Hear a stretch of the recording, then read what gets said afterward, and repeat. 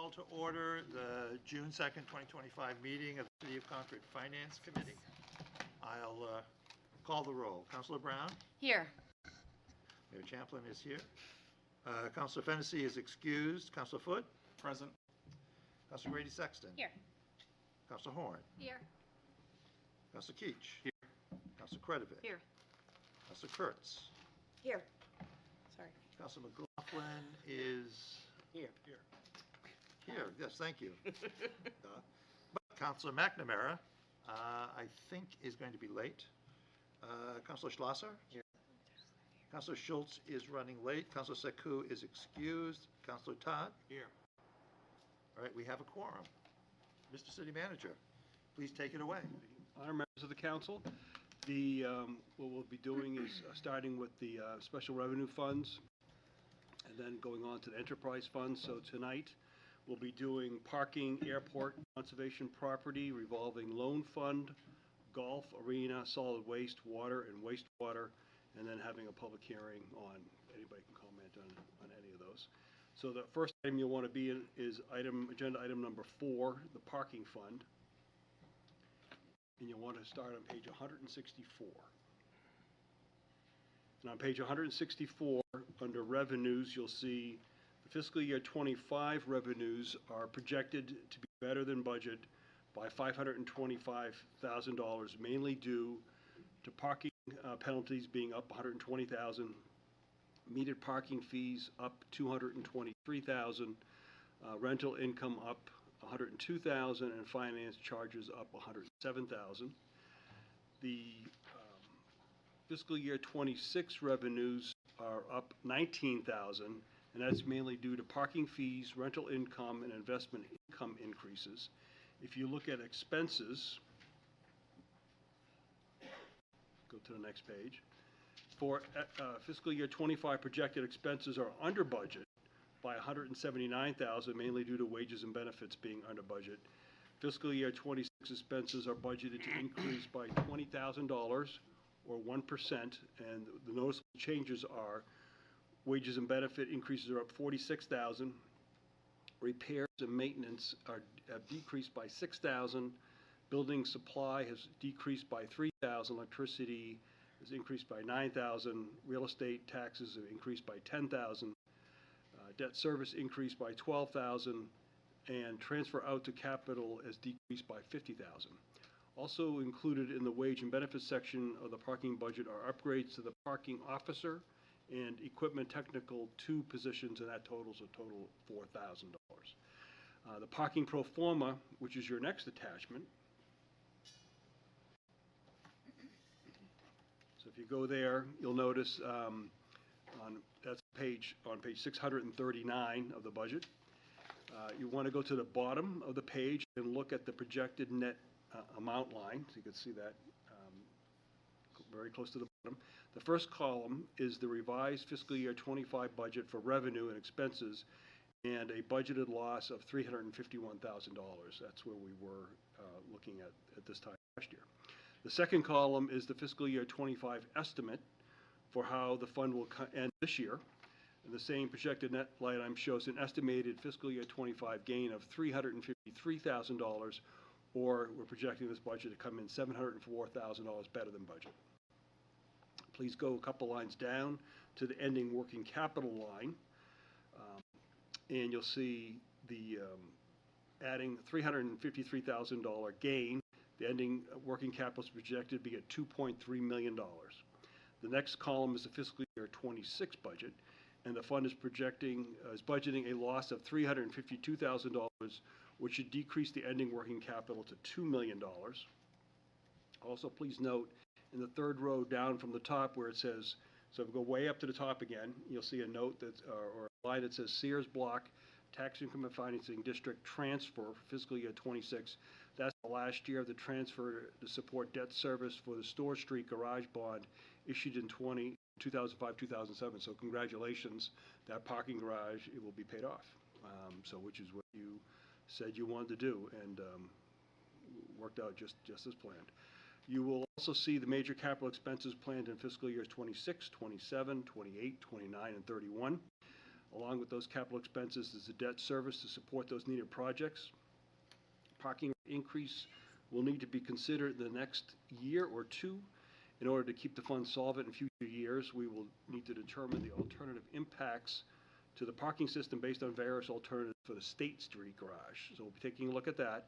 Do we rebuild, renovate, or demolish and replace with a surface lot? And that will drive the decision on the fee changes and actually what the capital expenditures themselves will be. So you can worry about that when the time comes. This pro forma anticipates the general fund support starting in fiscal year 2030 if other revenue streams are not sufficient to support expenses, meaning if you decide to take a very expensive approach to maintenance of the garage but do not increase the rates, the general fund will have to step in at those costs. You haven't done that in the past. You've come close, but you haven't wanted to go there in the past, I should say. Be glad to answer any questions before we move on to the airport. Any questions on the parking, City Manager? Councilor Brown? Yes, so the debt service that we're looking at is in anticipation of building the new garage. All those costs, right. So if you take those capital improvement projects that are in the budget, if you were to do those, that's what you would end up with. So it's just one potential avenue you could take. Follow-up? Follow-up? So they're starting in fiscal year 27. Is that anticipating we would approve it in 2027 or we would approve it in I thought we would be approving it later. You'd be approving where you want to go, what you'd want to do. Then with the project, then we'd move in that direction. Then you'd end up selling the bonds. Then you'd end up making the bond payments. So you really need to make the decision in end of 26, beginning of 27. I mean, you could always push things off, but that's kind of what's programmed in here to look at. Just for clarification, thank you, yes. So we're looking at, realistically, we'll see that debt service hit fiscal year 29. That's why it's 1.4 million, the debt service? That's where you start getting hit with the losses. Thank you, I'm just trying to plan out. Thank you. Councilor Todd? Thank you, Your Honor. Yes, since this was brought up, and I appreciate that, just want to let folks know out there that the parking committee is going to be working, looking at Mr. Thompson there, who has a big smile on his face, on this very issue and trying to come up with some recommendations for council going forward as to what path we should take, garage, all the possibilities that you outlined, Mr. Manager. So we will be working on that diligently upcoming shortly. Thank you. As you look, did anybody else want to ask any questions before I'll throw something else in just to complicate it? When you actually look at what's going on right across out your window, the way you're facing, you're going from a 200-space parking garage owned by the state to a 400-space parking garage. That changes the dynamic on the north end of Main Street, but you also probably will have a lot more residential coming into downtown over the next, really be looking out 20 years. And then, what type of parking situation do you want to have for that to make that work? So there's a lot of factors that you'll be looking at to make a determination of what to do for the next 20 years. Councilor Brown? Yes, just going back to the debt service, what is that based on? What is that projected cost of the garage that would result in that 1.48? I would have to debt service? look at, unless Matt knows, or Tim knows off the top of his head, it's in the capital. It's in CIP 432, which is on page 431 of your budget. We are estimating a cost in fiscal 28 of $11,945,000 for construction of comprehensive structural repairs and renovations to the State Street garage. So that's not a new garage, that's repairing what you've got currently. So that's the number that's in the budget that we're carrying at the moment. There are other projects in there, but the majority of that money you're seeing in the pro forma, which is about $15 million in bonds and 28, is driven by the State Street garage. Okay, thank you very much. And a cost for a new garage is a It's space cost. $50,000 a space. $50,000 a space. In today's money. So just figure out how many spaces you want times $50,000. Simple as that. In today's money. So by the time you get there, it'll be Double that. Any other questions on the parking fund? Mr. City Manager, please carry on. Okay. Next, you want to be the airport fund. Airport fund is item number 5, and you'll want to go to page 171. On page 171, revenues For fiscal year '25, the projected revenues are ahead of budget by $46,000, and that's mainly due to the fuel markup and other revenues that are slightly ahead of budget. For fiscal year '26, revenues budget to budget are up $19,000 or 4%. That's due to an increase in rental income and $14,000 in fuel markup, about $5,000. In the next section, for expenses budget to budget, so you can see down the bottom half of the page, are down $35,000 or 6%. That's due to wages and benefits being up slightly, $3,000. Professional services down $5,000. Vehicle fuel down $23,000. That's due to new aviation refueling system being completed. So we did a one-time cost in '25. In 25, you won't need that in '26. Electricity is down $2,000. Principal interest is down $11,000. Also included in this budget is for a cyclic aromatic hydrocarbon sampling of $2,000. This is something you'll see here, and you're going to see in the arena and other places, is EPA requirements increasing in standards and testing, and of course we then reflect them in the budget for what those costs. And so in year 1 and year 4 of a permit, you need to be doing this, so this is one of those years. So that's $2,000 for that. And next, if you go to the airport pro forma, so if you close that, open the airport pro forma, and of course this is all on the city's website if anybody wants to follow along with this. Next, go to page 640 of the budget, and under fiscal year '25 column in the projected net line, revenues are budgeted to be less than expenses by $74,000. In fiscal year '25 estimate, the projected net is revenues less than expenses by $12,000. So we're to the better of by $62,000 compared to budget. This produces an ending working capital of $439,000. You can see that at the bottom of the page. In fiscal year '26 request column, the airport projects that revenue will be less than expenses by $20,000 and produces an ending working capital of $419,000. Again, you can see that under the fiscal year '26 column.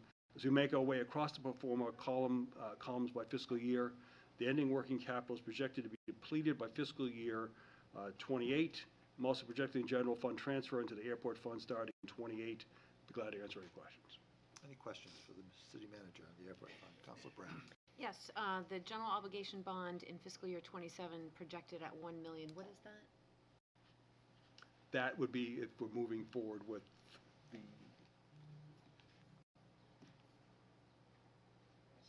Yep. Got it right. While he's looking, you said the capital. Follow up? Oh, yes. The working capital will be depleted by that same time? Fiscal year '28, yeah. Okay. You know, of course, we don't anticipate if there is new development on the campus, so that campus, so to speak, we don't prejudge that and start counting those dollars. So we're hoping that there's more development. We're working towards having more development occur, which will bring in more revenue, but you don't count it until you have it, so. So that $1 million in CIP 471 is the airport fuel farm, which if you recall from my presentation, Right. we have design money in for this year's budget and then the construction in fiscal '27. Thank you. And that's why the number was throwing me off. There's no match, that's all on us. So there's really, it's a big cost for us. Any other questions? Councilor Keach? I'll try to phrase it in a question, but it's more of a comment. I just want to thank you and your staff, Mr. Manager, for the United Therapeutics hangar. It was a massive success, and I can only anticipate that'll draw more development of that caliber into the airport, so that we need to head in that direction. Yeah, That's good job. Matt Walsh and his team. Any other questions? Please proceed. So next is item number 6, Conservation Property Fund. And you'll want to be on page 174. The fund is designed to account for the revenues from leased properties and the acquisition and management of conservation properties. Revenues budget to budget are projected to decrease by $7,000 due to rental income is flat, which is normal, and the use of fund balance decreasing by $7,000. So expenses budget to budget are down $7,000 because it matches. Wages and benefits are up slightly. There's a slight decrease in the transfer out to the trust line by around $1,000. And this amount represents the excess budgeted revenue based on lease payments and balances out to the fund, so we just balance that off. Also is a decrease in the transfer to general fund to offset debt service costs for conservation, property purchases, and for reimbursement for the plowing of trailhead parking lots. So remember, when we do purchases, we use the trust, but also city council, working with Concom, wanted to make sure the trailheads were plowed during the winter so people could use the trails during the winter, so we use these dollars for that.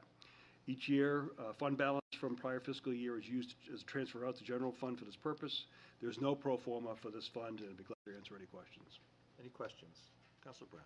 Yes, what is the rent, what are we renting? What is the rental income? Or what is being rented? That's, Is that, That'll be a list if you want. yeah. there's a oh, whole- okay, it's all the properties that we're renting, like, okay, got it. So, Thank you. I was picturing an item. cornfields, Yep, yep. we also have dollars that have come in the Right. past for cell it. towers, things Yep. like that. Thank you. Okay, any other questions? All right, please proceed. So you want to go, it's item number 7, revolving loan fund. You want to be on page 176. Fiscal year 26 proposed revenue budget is $629,000, is a portion of the estimated unexpended fund balance of this fund, plus the scheduled loan repayments and investment income revenues. The expenses include $10,000 for any services needed to administer loans under this fund, and then an appropriation for the amount of $613,000 in revolving loans. You have to appropriate the dollars to be able to make the loans, otherwise the committee doesn't have the authority. There's no pro forma. I'd be glad to answer any questions. Any questions for the city manager? Mr. City Manager, would you believe that I think this is one of the most valuable funds that we have in terms of what it does to people? The opportunity it provides for low-income people to repair their homes, stay in their homes. I've been very proud to, with other councilors and members of the general public, to serve on CDAC and to go through the requests with city staff. And it's, would you believe, it's always extremely inspirational what we can do with this money. It really is for folks who are relatively new. This is monies that have been carried forward for decades, and that you've reinvested at very low or no interest rates and be able to really help people out with the what it seems to be the smallest of problems, but huge problems to them, and make great projects happen. So it is a unique tool that we have that most entitlement communities can do something with, but somebody like us who is not, it's a special program. So Visionary for those who so set it put up. it together. Yeah. Councilor Horn. With the loan repayments being $300,000 in 2024 and only projected $68,000, does that mean we just have a lot less loans out being repaid currently? Okay. Good answer, thank you. It will go out, well, There were only. Mr. Thompson, please come on up so everybody at home can hear you. Thank you, Mr. Mayor. During fiscal '25, we've only had one revolving loan for a total of $7,500. There was another loan that ended up finding an alternative source of financing. The reason we set the loan program up in the way we do in terms of using that fund balance is so that I don't have to come and ask for an appropriation from the council when somebody comes in with a worthwhile project. Thank you. Thank you. Any other questions? that number could be much higher depending on what happens during the year, and then we'll report back on that. So, okay. Thank you. Okay. You want to go to number 8, that golf fund.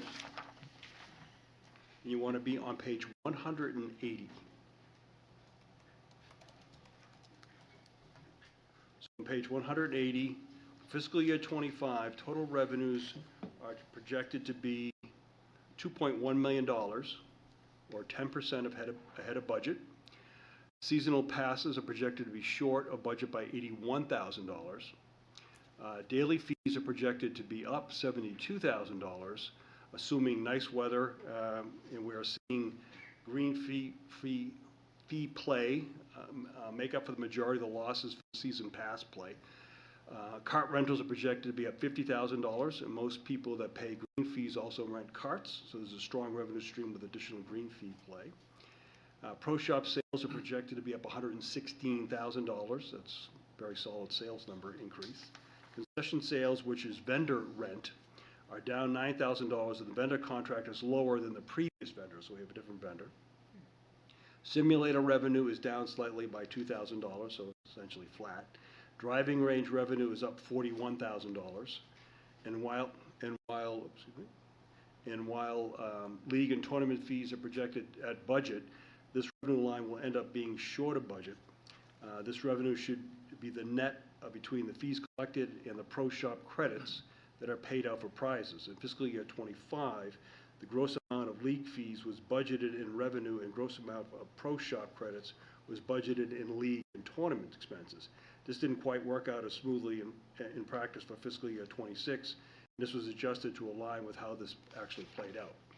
Fiscal year '26 revenue budget to budget is up $117,000 in total for many of the same reasons that I just explained for the '25 projected. Season passes are down $75,000.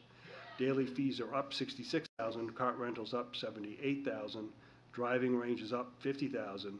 League and tournament fees are down $29,000. Simulator revenues are up $4,000, and concession revenue is down $14,000. On the next page,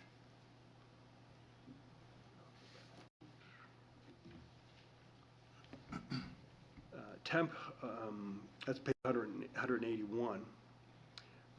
Expenses 25 projected to budget are over by $92,000, and that's due to temp wages higher than budget by $11,000.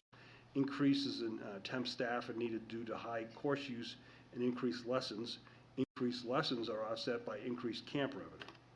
Repairs and maintenance is higher than budget by $9,000. That's due to drainage issues in the bathroom, repairs in the kitchen with the vent, the walk-in cooler, the stove, and the dishwasher. Rent is up $4,000.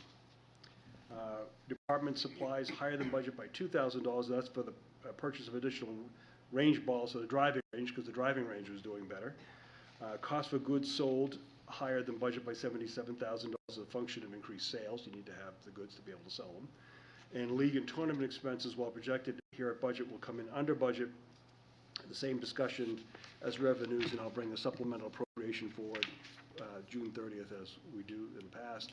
Fiscal year '25 to align with the budget actual. Expenses budget to budget are up for '26 are up $46,000. That's due to increases in wages and benefits, $46,000. Professional development is up $3,000, excuse me, due to moving the pro-am fees to this account from league and tournament expenses. Repairs and maintenance are down $3,000 due to a one-time plumbing PCR in fiscal year '25.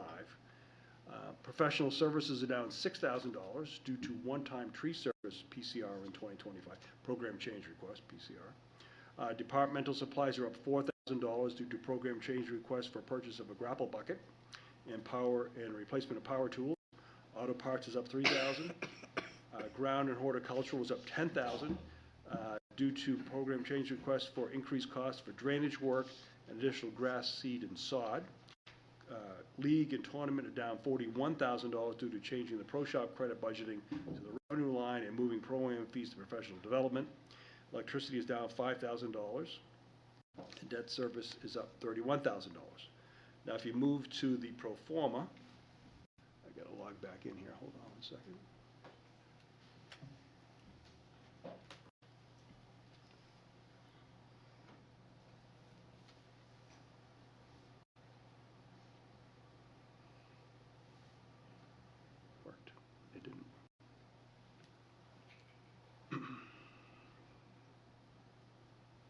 All pro forma.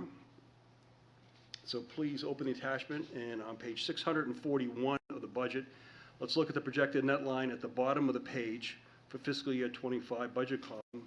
The projected is a net gain of $124,000. So again, when we were here last year, that's what the gain we were looking at is $124,000. The fiscal year '25 estimate column is a gain of $231,000. So $107,000 better than budget, and produces an ending working capital of $1.07 million. For fiscal year '26, the projected net gain of $195,000, and that will leave us an ending working capital of $1.264 million. If you follow the performance of fiscal year 2027, I'd like you to focus on the green colored. I think if you have it on your screens, it should come out as green. For fiscal year 2027, the green colored highlighted area, you'll see that I've included $250,000 transfer to the general fund for debt service for the new clubhouse, if you decide to go that way. And as I mentioned in my presentation last week, I also recommended the use of the recreation reserve, so there's no tax rate increase in the first year of the bond payment. The first year of the bond payment, again, you can see based on the pro forma. I've also included additional expense adjustments for the items that I've identified will need to be included as part of the new facility, so you can see all the different natural gas, electricity, water, wastewater costs associated with that. And as you can see, going through fiscal year 2031, which is as far as the pro forma goes, this program works for at least the next 5 years. In addition to using the fund balance to help finance the new facility, I'd also plan to work with the Golf Advisory Committee to increase rates for the season pass holders, also the greens fees, the carts, etc., and to keep this program going into future years beyond fiscal year 2031, so we can minimize the impact on the users and have the users pay for the majority of the improvements, and also have some of the support from the Recreation Reserve. We'd be glad to answer any questions. Questions? Councilor? Yes, I have a bunch. Can we go back? One of the things I noticed is that we're talking about 24 tent rentals, which, based on our outing rates, it should be $2,000 a rental. So I would expect that to be about $48,000 in rental revenue. Which line is that? So if you look at page 182, we have an estimate. I think Mr. LeBrun had said that there was, in 2024, we had 24 tent rentals, and he listed which events used them. So I would expect 48,000 in the revenue for rental income on page 180. Okay.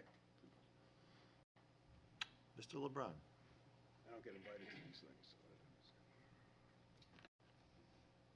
If you think about the tent rentals, there's two components to it. There's the rentals for the outings, and then there's the rentals for the groups that aren't associated with golf outings. We typically have 3 or 4 groups that come in and rent the tent that aren't associated with golf outings. I think last year we had 4. And then typically what we would do is on the all of the outings, a portion of the rent or a portion of the outing fee is part of the tent rental. So it's $7 for each one of the players in each of the outings. So if you look at all of the outings that we have, what we budget for is $7 for each one of the players in order to, as part of the tent rental.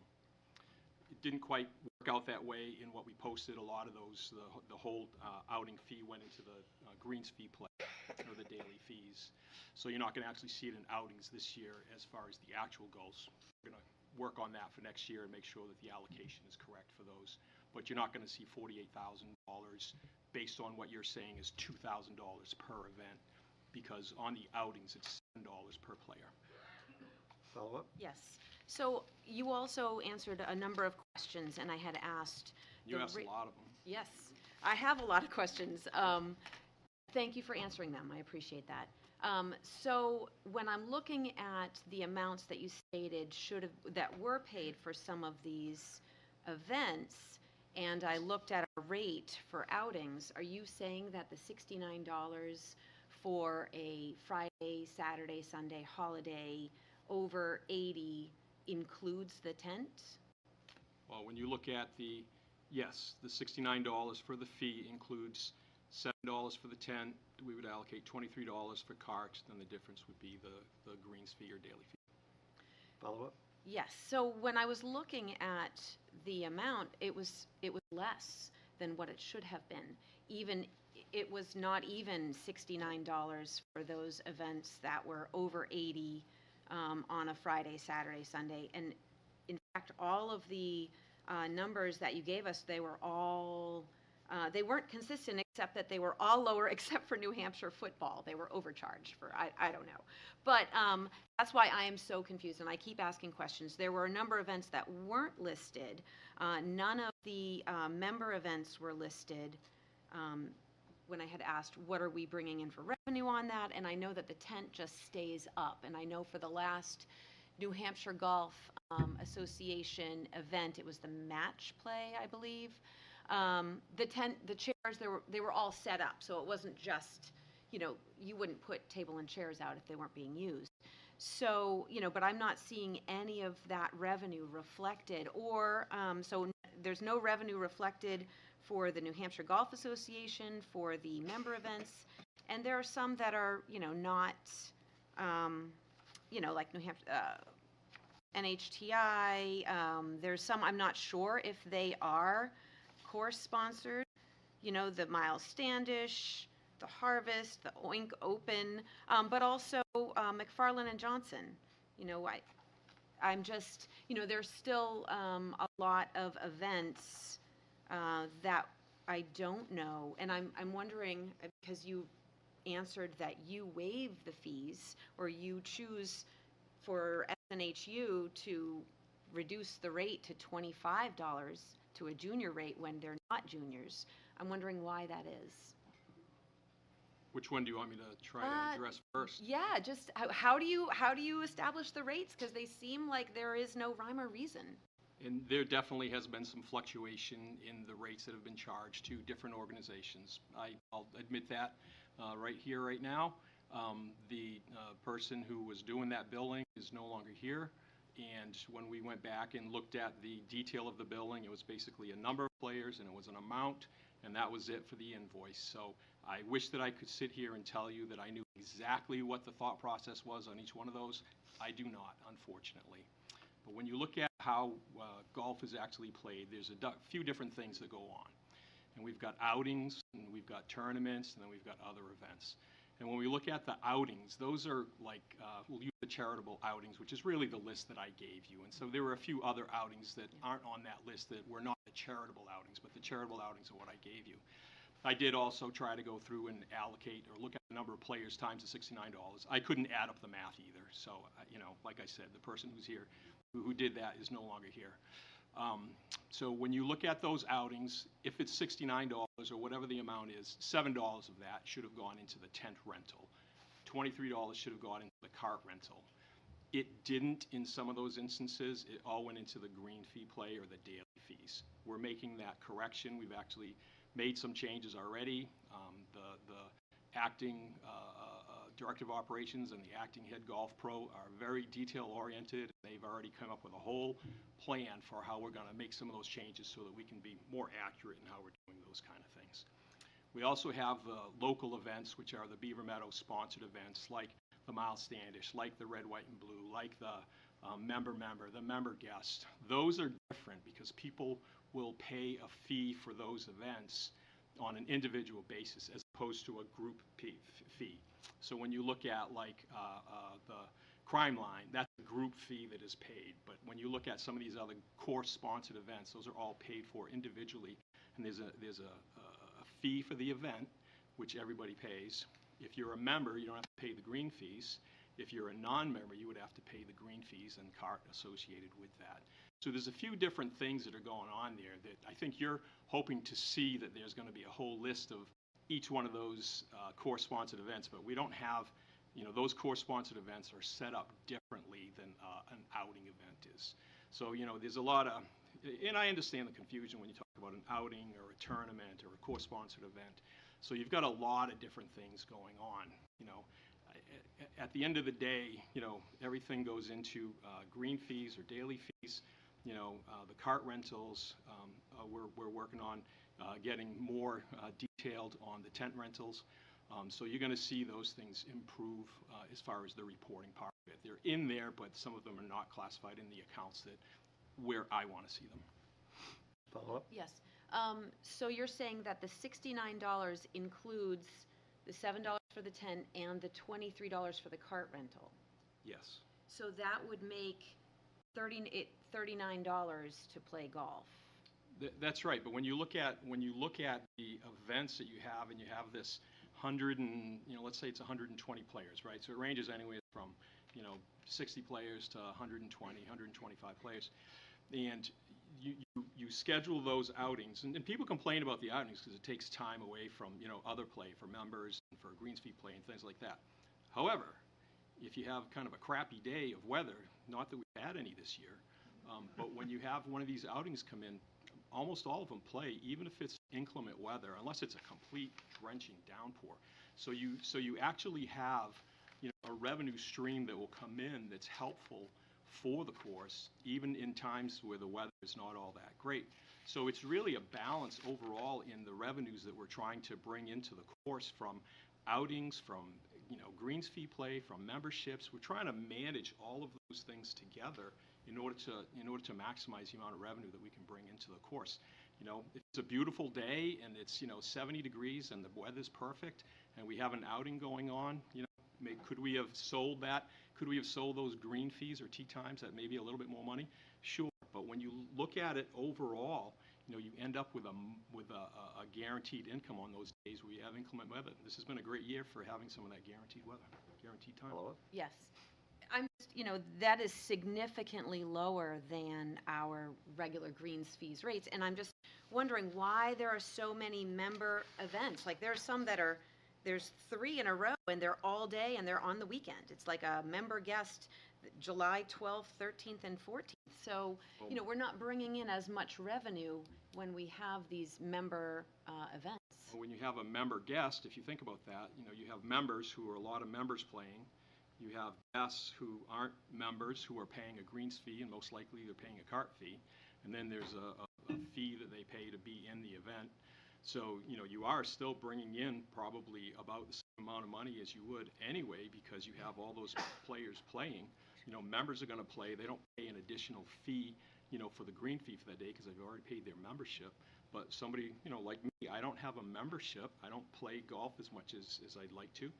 But if I was going to play, I'd have to pay the green fee. I'd have to pay the cart. So on those times, and that's a core-sponsored event. When you look at the outings that we have for whether it's a charitable outing or if it's an outing, other than a charitable outing, most of them, I think there's only 2 or 3 that are left on the weekend. We try not to schedule those on the weekends anymore, and almost all of those are during the week. So. Yes, I just hear from a lot of constituents that they can't get a tee time, and I would argue that when you have a member guest event, then you're only getting half the revenue that you could if you didn't have that event. That just seems like there's a lot of tournaments that are happening that are, members, they can play whenever. I don't believe that there needs to be time carved out exclusively, like this is an all-day Saturday and Sunday event, that nobody can reserve a tee time unless it's like a member guest. Well, I guess I would argue that in most of those instances, they may not be able to play between 8 a.m. and 1 p.m., but when it gets to be about 2 or 2:30, the tee times open up and people can go out and play. They may not be able to play at the time they want to play, but they can go out and play after that event is over with. It's very rare that we have a complete full day of event for anybody, for any day. If you really look at, what you're saying is that, the times where the members are out there that somebody else can't go play, that's exactly right. But that member has already paid. They paid their membership at the beginning of the year, or they paid, part in the fall and part in the spring, whatever they did. But they've already paid for that time, and those members go out and play. And we want those members to go out and play because they're a very valuable part of that course. Right. Follow up? Yes, and I don't have any problem with them going out to play. What I have a problem with is reserving more time, because I know members have 7 days advance tee time, so they can reserve tee times earlier than non-members. So that is where I feel, that it's not as fair. But there is something I would like to ask. We just have the Golf Course Advisory Committee could review that. That's not an issue. Follow up? Yes, I have a question about the entry fees. Mr. City Manager, you mentioned that they were, and that was one of the questions that I had asked Mr. LeBrun about entry fees for pro-ams, and there's a lot of pro-ams.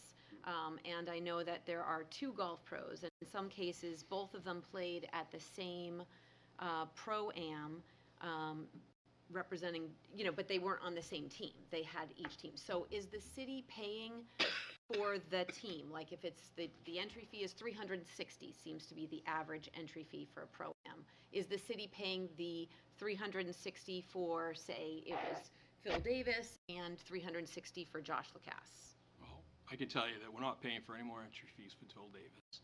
So Of course, we're talking about 2024 when he was here. we did. We paid for a lot of entry fees for the pros to pay at the Pro-Ams. I encourage that. I think that it's a fantastic idea that these folks go out and do that. They get to see other courses. They see how other courses play.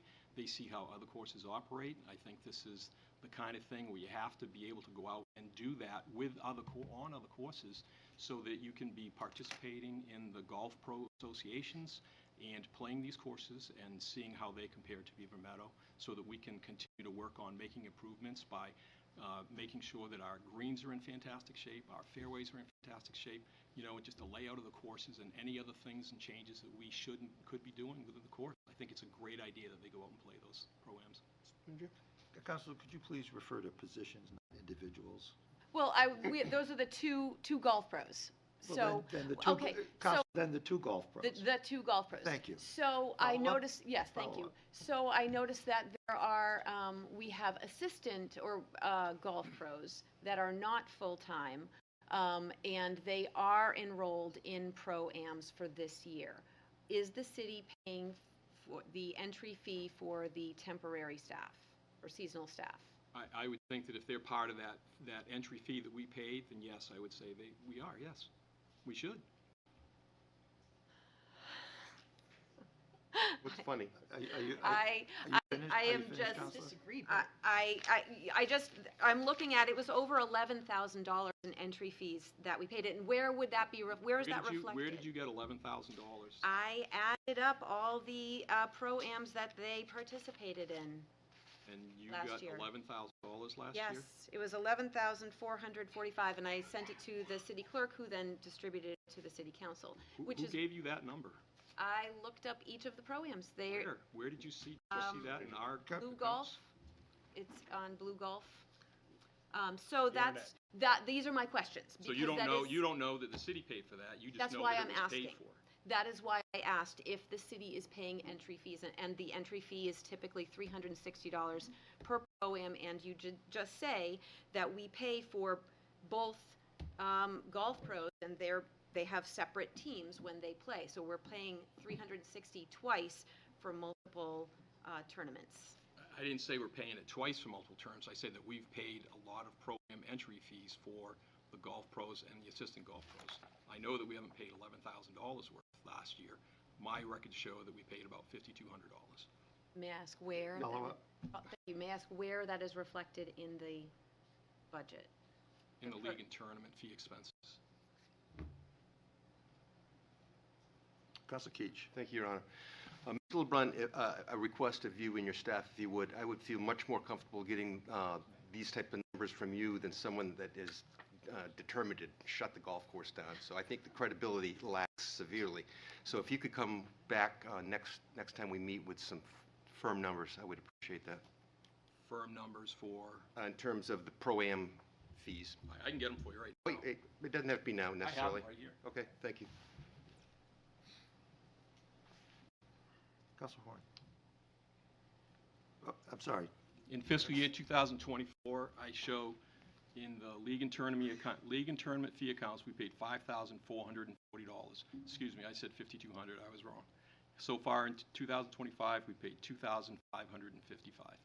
Follow-up, Your Honor? Follow-up.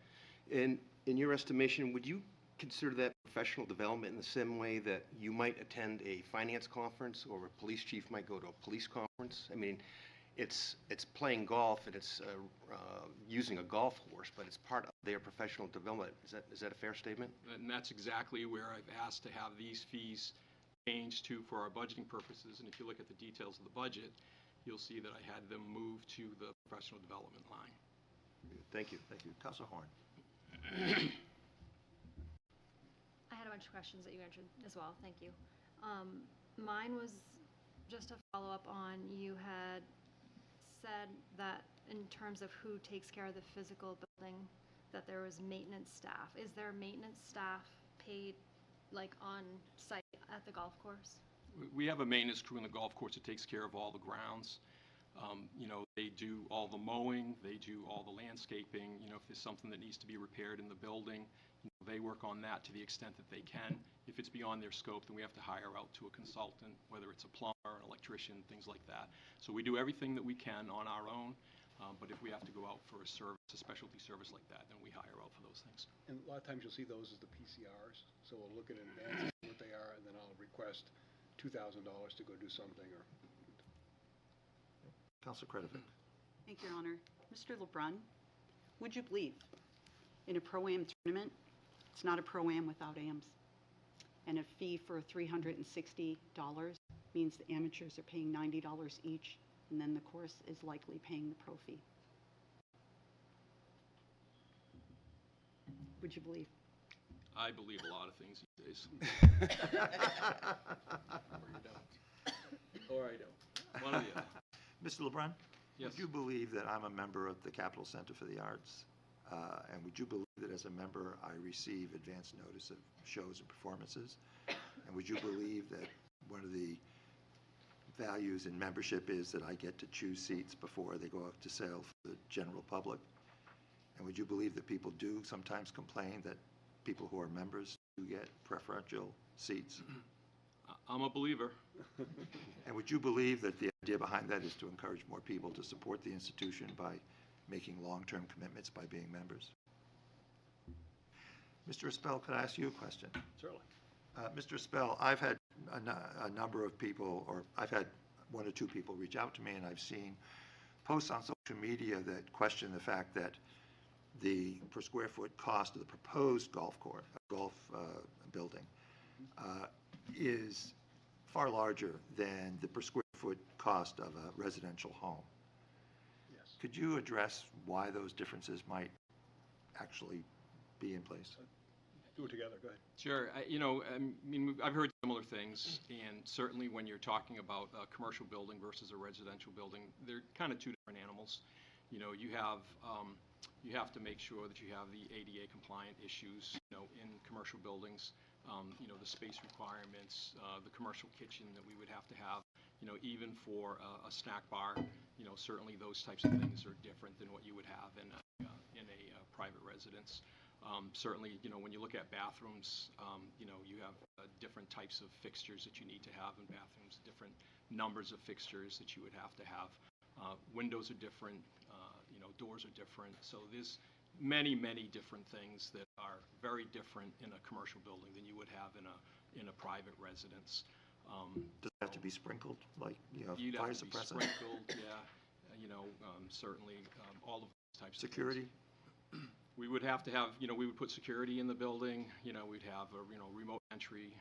So everything that you're looking at in a building, but just, the overall construction of the building too is, on a commercial building is, obviously I would need to talk to the engineers to get the exact pieces that included in that, but it's a different animal, so. Are we planning to put solar panels on this? We are planning to put solar panels on this, yep. And if you see the pro forma that the manager just went over, we had a small reduction in electricity. We don't know what that number actually would be, but, we're hoping that we'd be able to capitalize on that, so. Another question I had is, I see that the rental for the current vendor is less than the previous food vendor. Yes. Can you explain why that is? Well, when the previous vendor gave us notice that they were departing, we put RFP out for other vendors to come in and be interested in the restaurant, and we didn't get a very high response. And the vendor that we did have that responded and gave us a proposal, that fee was less than what the fee was for the previous vendor. And since that person has been there, we've had significant problems with the dishwasher, the stove, the walk-in cooler, hence all the expenses that we've had to spend to try to get those things just operating. The hood vent on the range, it's been issue after issue, and they've been extremely, extremely understanding, to work with us to get up to speed.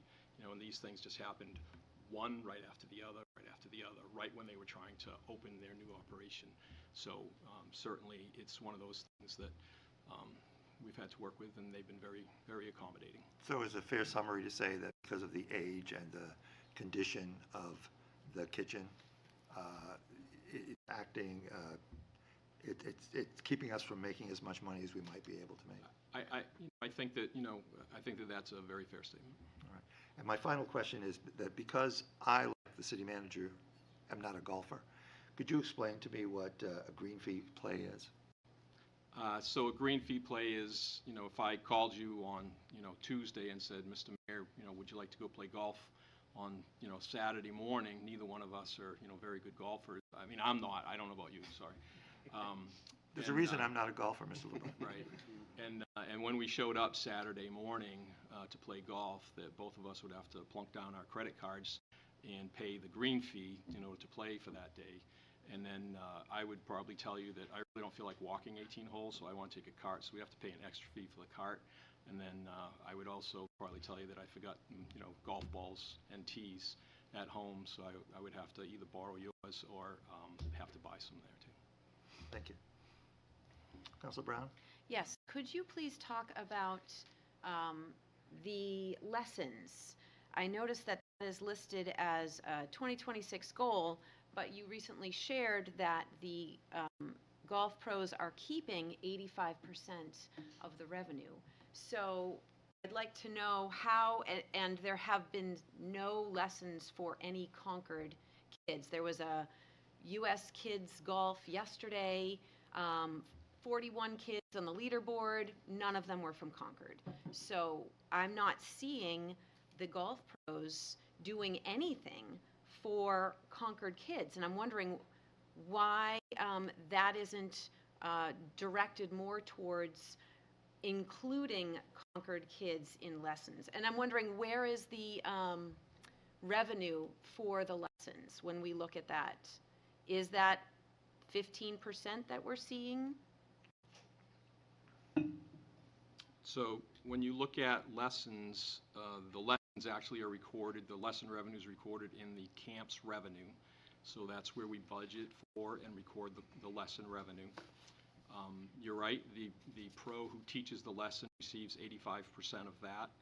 And the other 15% stays with the golf fund to pay the other portion of the FICA and Medicare and just what other overhead administrative costs associated with that.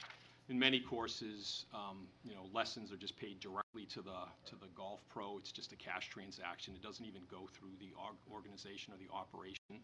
I'm sure some places do it differently too.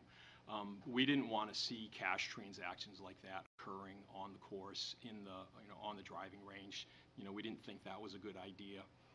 So we wanted to make sure that any lessons that were passing through were all being recorded, revenue on our revenue sheet and expenses in the wages that are being paid, to make sure that everything is being reported appropriately as it should be. Follow up, Your Honor? Follow up. I believe when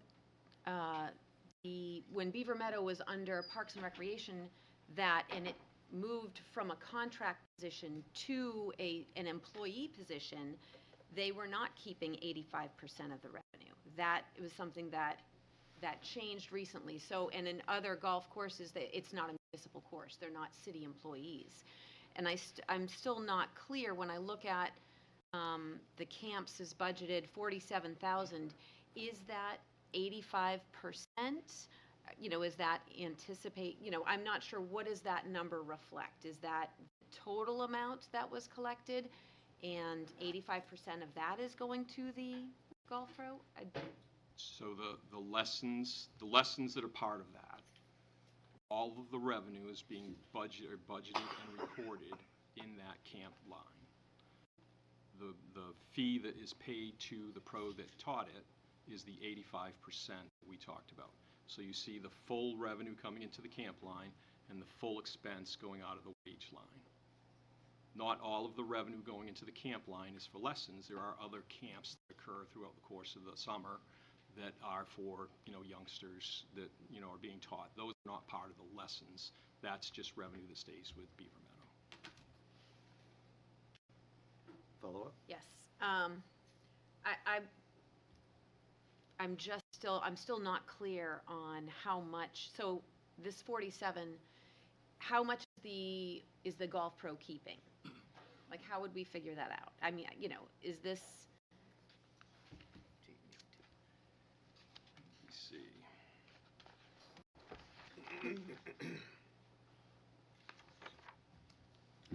I have the wrong sheet with me. Hang on one second.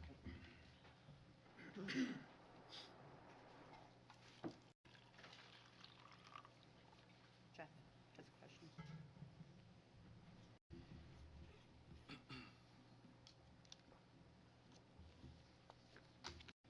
In the camp's budget for $47,000, we've got two camps in July for $6,250. We've got junior lessons, May and July, $3,000. We've got private lessons for the assistant pro, $16,000. We've got private lessons for the pro, $2,400. Get Golf Ready, 8 sessions, $12,000. And then we've got the high school teams for Bow, Brady, and Tilton, $7,500. And I know that's going to be another one of your questions as we go forward, so you might as well just ask it now. why are we not charging the rate that we have on our own city website for these schools? That's a great question, and it's the same answer that I had when I told you I couldn't make the math work on the outings. The person that did that billing is no longer here. Going forward, we will make sure that each one of those teams are charged what's the adopted fee that is adopted by the City Council. Councilor Grady Sexton. Thank you, Honor. Could you tell me what checks and balances you have in place to ensure that moving forward? Yes, actually, one of the checks and balances is going to be me asking the question to make sure that it's being done. But right now, I have 2 people who are very detail-oriented, who have already put some processes in place for the billing that they are going to be doing. And when that billing occurs, I will get a copy of it, and the billing will have the detail of exactly what is being billed. So it's not going to be just 104 players, you know, $600. It's going to be 104 players at $69 per, and it's going to be whatever that maths out to. Thank you, Mr. LeBrun. Councilor Foot. Sure. More of a comment. I appreciate your strategy of booking these tournaments, especially during the week, and only because, as you said, you mentioned, consistent revenue. And as someone that visits Beaver Meadow once a year, and I think this will help maybe clear up some of the confusion for Councilor Brown relative to tournaments and what's being charged. I think that when we are discounting some, but I also, I looked at the list of charities, and I attend with one, New Hampshire Good Rose, and we raised about $25,000 on an afternoon so 4 kids can go to college for engineering. And so, those type of things that contribute to the community, I appreciate what you're doing, and I know it is discounted, but I also think it's revenue we also wouldn't understand and realize if we weren't doing those type of things. So I applaud, and if you add up, 20 to 24 golf tournaments over the course of a summer, you had 20 or 25,000 bucks. That's $500,000 that's going into this community. So I really appreciate what you're doing. So thank you. Thanks. So this Please keep order. golfers. So I think that's the point that I tried to make earlier, not today, but when we were talking about golf and passes, that when you gave us the authority to do dynamic pricing with this, the question was, do you simply say, no, our rate is $3,600, and you can't make that work for your organization or your charity or whatever it's going to be? And we say, well, that's just too bad, isn't it? Or we say, boy, but if you can make $2,500 work, we'll take you $2,500 instead of having the course open. And that's the approach we've taken, is having that flexibility. If you don't want us to have that flexibility, I understand. If everybody needs to be charged the same amount, whether it's raining or sunny, whether it's Tuesday or Thursday, then we can do that. That's not the way the real world works. The real world works and says, you have something, you have an opening, you don't have usage, then why don't we actually try to get somebody on the course and make some money? That's what we've been trying to do. And we can, as Brian said, what we can very easily do is make sure we document all of those specific things that were done. That's easy enough to do. We just don't have we can't go back and look at the data because the person who was here, who did those items, is not here to go through it with us. So be glad to do that. Thank you. Councilor Horn. Did you say there's dynamic pricing for golf? Yes. Follow up? I think we have, if I looked, about 900 fees in this city listed on the fee structure. Are they all dynamic? No. Just golf? No, because I think if you look at the, in terms of just fees, Fees. probably just golf. But you have a lot of different things where when developers are doing projects, we try to work with developers on improvements and whatnot, and we're always negotiating with them, whether it's through planning board or some other group. And we talk about what can you do for improvements versus for the city having to make some sort of improvements. That happens all the time. So, Follow up? but they're not fees. But if someone went to the public pool and it was a crappy day, could the pool attendants say, the folks coming from out of town, it's a bad summer, we're going to charge a lower rate for parks and rec fees? No, the reason you did it was because the golf course was trying to grow the amount of people who were actually getting exposed to the golf course to get them to come back. So, sorry. So that's why you're doing it just for the golf course. That's all we asked for the golf course, because there was a lot of capacity there. And now we're actually gotten to the point, Brian and I actually had the discussion about, are we going to get to the point where we actually have too many members? And other people just can't get on the course for greens fees, which would make more money. Well, that curve has actually started to happen on its own, where people generally get to the point where, because there's so many good opportunities now for golf, they don't want to have a membership and play at one place. They'd rather play 5 times a year here and 5 times a year there and 5 times a year there. So they do the greens fees. It costs more per round. Also, what we find is happening is people, because of the weather, particularly like a year like this, you may not want to have a membership because you're not going to be able to golf as much as, but people just are trying to make that decision all. But it's really only, the council only said, really focus on that for golf to grow grow the game. Councilor You have to Keach. do it hopefully we'll have to do it in the future, because you've grown the game, you're much closer to full capacity, and you don't need to be doing price changes to get more people to play. Councilor Keach. Thank you, Your Honor. Mr. Manager, there's been a lot of discussion about attempting to get the golf course to be more self-sufficient and run more like a business. Wouldn't you agree that the ability to adjust pricing depending on supply and demand and a whole bunch of different variables is more like a private sector sort of option, and allows the golf course to operate more efficiently and ultimately fill weekdays that might be empty, for instance? And that flexibility is important to you. That's what City Council, in our discussion, really City Council Fiscal Policy Advisory Committee, that's what they really wanted us to do. And I guess really you got to look at the results. So did it work? So if I look at where we were with our beginning working capital balance in 2020 was $10,000. Today, it's $1 million. Did it work? It worked tremendously well. Couldn't have worked better. So go from $10,000 to $1 million. That's just a Follow up? Thank you, Your Honor. And that flexibility is one of many factors. That's a small. I Right, think that's but- one of many factors. But the other part of it is having staff. We have a great course. Imagine if we had a great clubhouse. I agree. Councilor Kretovic. Thank you, Your Honor. Mr. LeBrun, I'm glad to submit a yellow sheet on this. I wouldn't want to put you on the spot unexpectedly. You did already answer one of the questions that had come from Councilor Brown in this series of questions in regards to what one of our golf pros had generated in revenue in pro lessons last year. I believe, and again, you can take this away, but I will submit a yellow sheet. I believe that the Get Ready Golf camps, there is no pro fee for that because it is a PGA sanctioned, and the pros are giving their time for free under that event, but I'll submit a sheet so that you can have time to look at it. Thank you. Councilor Brown. Yes. My concern is that we're prioritizing growing the game of golf over our residents, particularly when we're looking at the steep discounts we're giving New Hampshire Golf Association. For example, the 4-ball tournament where players pay $35 and then they're enrolled in 5 different events, 5 rounds.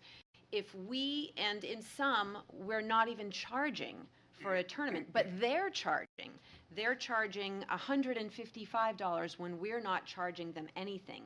If we don't need to charge anything, then I would rather see Concord residents have the day at Beaver Meadow than New Hampshire Golf Association corralling different golfers. I would rather see the steep discount for our elementary school students versus Tilton, Bow, and Bishop Brady. So that is my concern, is that the focus is so much on growing the game of golf and not on the recreational benefits to our own residents. Councilor Todd. Yeah, excuse me. Thank you, Your Honor. I have two questions, if I may. The first question is for, I believe, for Mr. LeBrun. I had a resident write to me and say that they're a golfer, but what they would really like to see would be a really bare bones operation of the golf course. And so the suggestion was made, could we just have some restrooms, so a building with some nice restrooms, and then maybe a shack or some kind of facility just to accept the fees, have a cash register thing. So in order to answer this question, I went back in and I looked at our fiscal year 25 estimated revenues for the items that are housed within the building currently. So we're talking about a couple of things, but I just picking out two, which is the golf simulator revenue is $86,000, and the pro shop sales is $291,000. So that's $377,000. If we didn't have a building, you wouldn't have that revenue. It's fair to say that? I mean, you could, because you wouldn't have any place to house those kinds of operations. Would that be a fair statement? It's a fair statement. Also, you wouldn't have the revenue from the restaurant or the snack bar vendor. Follow up? Yeah, thank you. Yes, as I said, I just sort of picked out a couple of items just to give as an example, but it would be more than that in terms of the loss of revenue then, as you're saying, right? I believe it would. I mean, I think you changed the dynamic of, what Beaver Meadow is to the community. Beaver Meadow's been in the community for a very long time. It's been a very active golf course within the community for, decades and decades. When you look at how, a golf course operates, certainly it would change the overall aspect of what's going on in the city of Concord. Follow up. Thank you. Right. But I'm also thinking about the perspective of those folks out there who are on real fixed incomes, and they're asking these questions because they're trying to find ways to limit the costs that they're going to have to pay out in their taxes potentially. So, so I do understand that, though. But I guess the other part of this is that when you look at the total, estimated revenues, if you just take out those pieces, or you take out all the pieces that you reference, you take out the pro shop, the restaurant, the simulators. Right now we would be projecting a deficit instead of a surplus for the current year. Is that correct? If we didn't have those revenues, I mean, in reality, we'd also have to change, if you were going to go that kind of a golf course, and you would change your employee structure as well too. So, you would have some expenses that would change too. We'd have to figure all that out, but, there would be both sides of the coin would have to change. Right. Okay. Thank you. My second question, if I may. Oh, that wasn't the second? Okay. Second That was question. sort of a continuation one. I'm happy to pass on. No, go ahead. Thank you. Appreciate it. There's been a chart that's been going around that's shown a pie chart, and it sort of showed 40% of the budget going to golf. And we've had some written testimony that has been sent to us by email that's on the record that where I think folks are interpreting that 40% of the city budget is going to the golf course. I just would like to clarify that for folks. And I've been reading, and maybe I'm misreading some of the testimony, but I'm thinking I'm getting that Heard the same impression thing. that some people are under that assumption. So could you speak to that for a moment, if you wouldn't mind? The city budget is $153 million or so. The golf course budget is about $2 million in operations, $5.8 million for the capital budget for the building. So, quick math, and it's certainly less than 40%. Follow up. Thank you. And I think that what the chart was maybe trying to represent was that 40% of what's proposed for current bonds for this fiscal year is the golf course. Is that a fair statement? That might be a relatively close statement, sure. For general fund, it doesn't include the police department, correct? And then you're right, it doesn't include the police department because that's an asterisk item. Thank you. Thank you. Counselor Kurtz. Thank you, Mr. Mayor. Just a point of clarification, the flexible pricing was established in 2010? Does that sound, I feel like that's maybe what you said before, or Probably. thereabouts? Those were the years you compared? Yeah, we started doing the dynamic pricing in 2014 or 15. I'd have to go back and look exactly when we started doing that. Okay. There is a note in the rates that the city council approves every year that gives the city manager the ability to adjust pricing. Thank you. Follow-up? So you answered part of my follow-up, which is how would we review that? And it sounds like we, even if we weren't aware, which I take responsibility for my lack of awareness, we have been approving continued dynamic pricing each year. Yes. Yes. Follow-up? Follow-up. What would be the process if we wanted to review that policy for dynamic pricing? I would say that, certainly the city council can make a change at any time based on city council vote.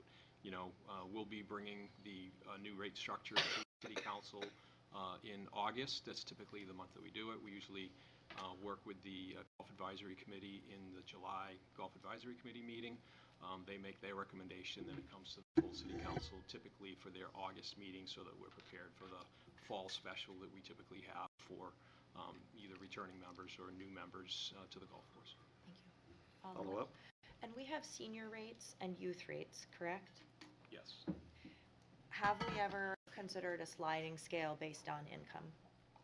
As some places have, like a YMCA, for example. I haven't been part of discussion for that. No, I have not heard that discussion. Okay, good idea. Thank you very much. All right. Thank you, gentlemen. I like that idea. Okay. Next item, this is a good lead into the next item. You want to be on, that's item number 9, and that's the Arena Fund. And you want to go to page 185.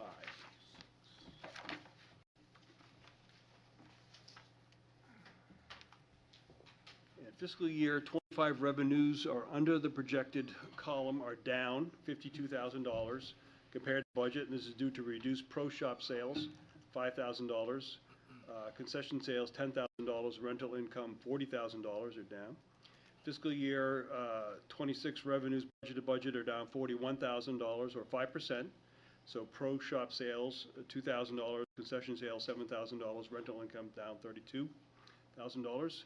Next on page 186, expenses fiscal year 25 projected to budget are up $20,000, and that's mainly due to unplanned compressor repairs at $20,000 and an FY 2024 catch-up for billing for maintenance agreement for the refrigeration maintenance services of $12,000 we still owed.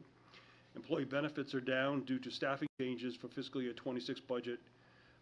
To expenses are down $11,000 or 1%. Wages and benefit decreases $4,000, and the repair to the maintenance door decreased by $5,000 for this coming year. Also included in this budget is funding for a yard sale co-sponsor revenue expense of $4,000, which is as offsetting revenues. Funding for compressor oil disposal, $1,000. Fire extinguisher suppression inspection, $1,000. And do some replacement of rental skates for $1,000. And next you'll want to go to the pro forma.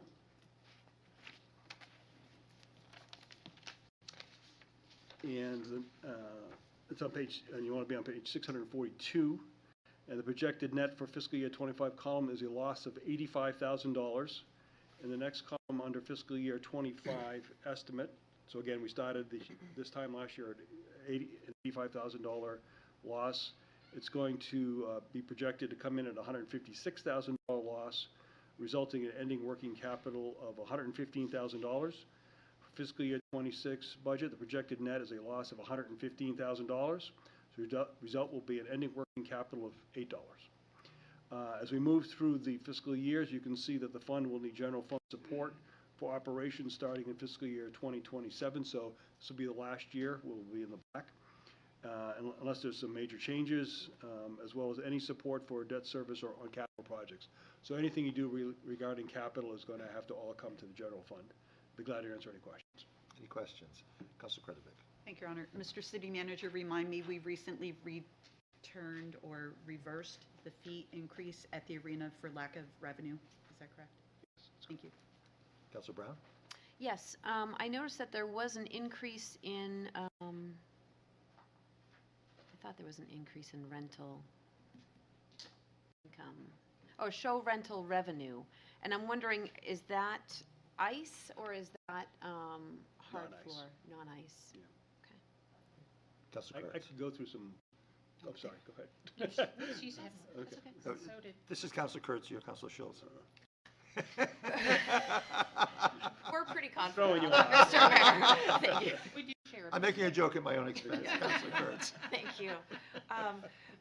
Mr. City Manager, just in looking at this, I don't see a projection in the bonded CIP for the potential or the some discussed Kiwanis Park / arena update.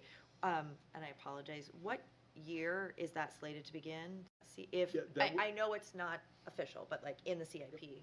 So two parts to that. One, it's Yep. not part of the arena. So, Okay. right, so it's that's part of the general fund. That would be under your general fund budget. Okay. I have to look that, I'd have to Okay, look up but the- that's why it's not That's why reflected it's here. not, the arena's considered, the arena and the, itself is kind of like an entity that's kind of, think of Vatican City inside of, right? It's probably the closest thing you can do inside the Kiwanis Park. So that's what's there. And the skateboard park, of course, is an Astros project, so that's, thinking it's, what, do you have, Tim, do you know what the,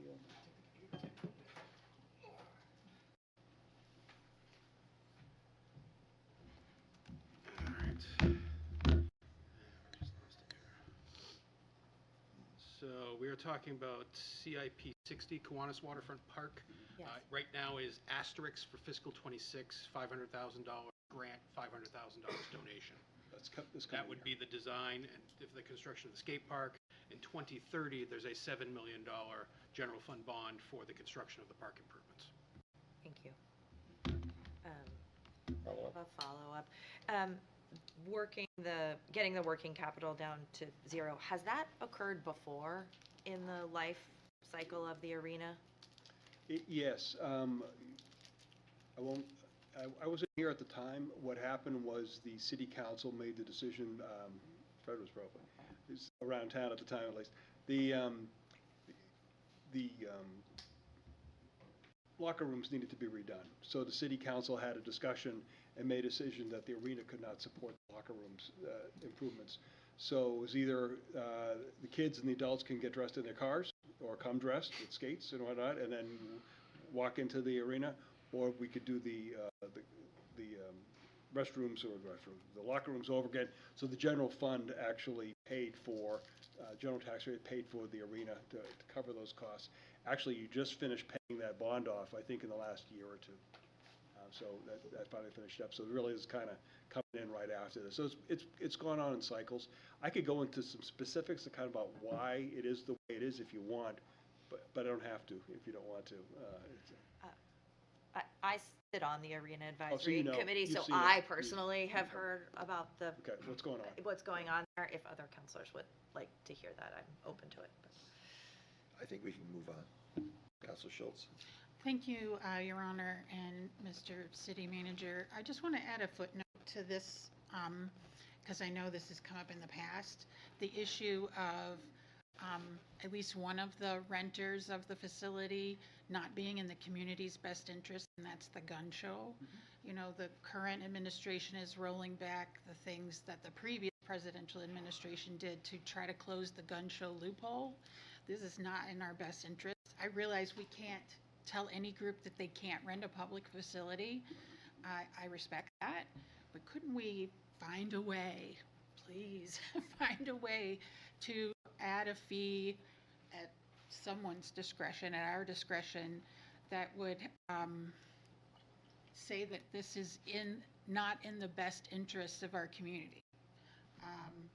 I don't know what that would be or how it would do that, but if all that comes of this is me having that part of the conversation again, I find it absolutely reprehensible. I wish we could do more. Thank you, Counselor. Counselor Keach. Thank you, Your Honor. I was just going to mention, Mr. Manager, to refresh my memory, but part of this pro forma dipped quite a bit during the COVID when revenues plummeted for a couple of years, and so that certainly added to it. And that's impacted, as Councilor knows, that's impacted going forward, revenues, so. Counselor Grady Sexton. Thank you, Your Honor. Thank you, Mr. Manager. We do have the authority to pick and choose which events we want at the arena, do we not? You really, I don't have our lawyer here at the time, and I don't want to be talking on TV, but I don't think you can specifically exclude. You can through for if it was a public safety measure that people weren't coming up to, but if they met all the requirements, I don't know if you can actually say no to anybody in particular. I could check with our attorney on that. Follow up? We could. We may have a lawsuit, but Oh, we yeah, could, sure, correct? sure. Right. Yeah, okay. and so if you good do, to know. if you do come up with a way to do it, I wouldn't do it on TV. Although I'm sure our Our citizens minds- are overwhelmed. Our with minds support. work in the same Exactly. direction. It's- It's the same manager. Subcommittee can work. Thank you. Yeah, I will say that I have attended the gun show, not this year, but 3 years previously. I set up a mental health table, and I wanted to see what was happening. So I went, and I had a lot of mental health, a lot of veterans. I picked up the cards and pamphlets, and it was a really good thing. And I found that it really was like a flea market. It was just a lot of old kind of prepper stuff, old-fashioned, some cool stuff as a veteran. I didn't get the sense, like initially I was totally against it and I wanted to shut it down, and then I went to it and I was like, this is a flea market. And so I would encourage you also, and I was going to go to this year and also set up another mental health table and wasn't able to, but I would encourage you to go and just kind of walk around and talk to people and check it out. We all set? Thank you. Keep going. Thank you. So next, you'll want to be in item number 10, and that is your solid waste fund. And you want to go to page 190. And for fiscal year 25, revenues are projected to budget are flat. For fiscal year 26, budget to budget revenues are up $139,000 or 3%. That's due to the downtown solid waste district up $16,000. Pay-as-you-throw containers up $78,000 due to dumpster rate increase, and a transfer in from the general fund of $45,000. On page 191, which is expenses, fiscal year 25 projected to budget are down $31,000 due to savings in wages and benefits. In fiscal year 26, budget to budget expenses are up $232,000 or 5%. That's wages and benefits decrease down $3,000. Professional services, pay as you throw, compliance monitoring for the camera equipment and the software is up $18,000. So that's to again get us ready for the next part of the contract. And then the contract itself is up $215,000. So that's your increase right there. And then we want to go to the pro forma.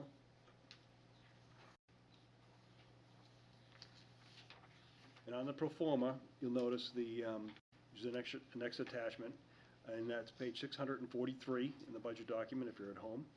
The projected net line at the bottom of the page shows a fiscal year 25 budgeted loss of $835,000. The next column, the fiscal year 25 estimate is a loss of $802,000, so that's $32,000 to the better. Results in ending working capital of $2.9 million. Fiscal year 26 budget, the next column projects a loss of $928,000. As you can see, without the use of fund balance, the general fund transfer would be much more significant. Following the ending working capital line in the pro forma to the out years, the balance remains positive, but it's below target at the end of fiscal year 28, even with a bag increase of 15%, in 2029. So that's kind of the number, the year to keep in mind. If you need to do something, it'd be in '29.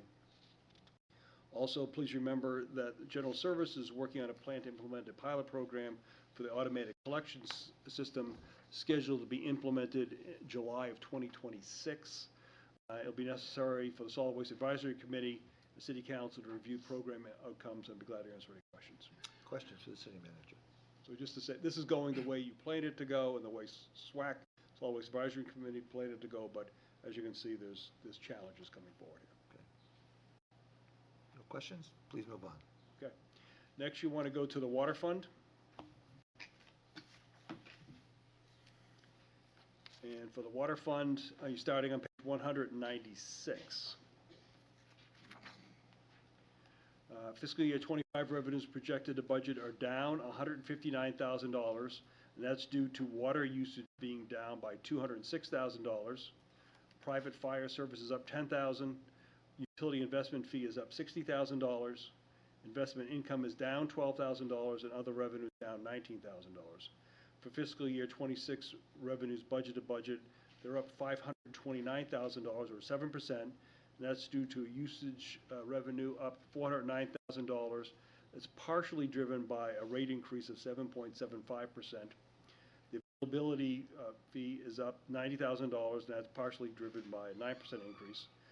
Private fire services up $10,000. Utility investment fee is up $40,000. Investment income is down $47,000. Other revenue is up $11,000. And on page 197, if you scroll to that, you'll notice expenses budget to budget are down $77,000. Wages and benefits are down $67,000. Electricity is up $3,000.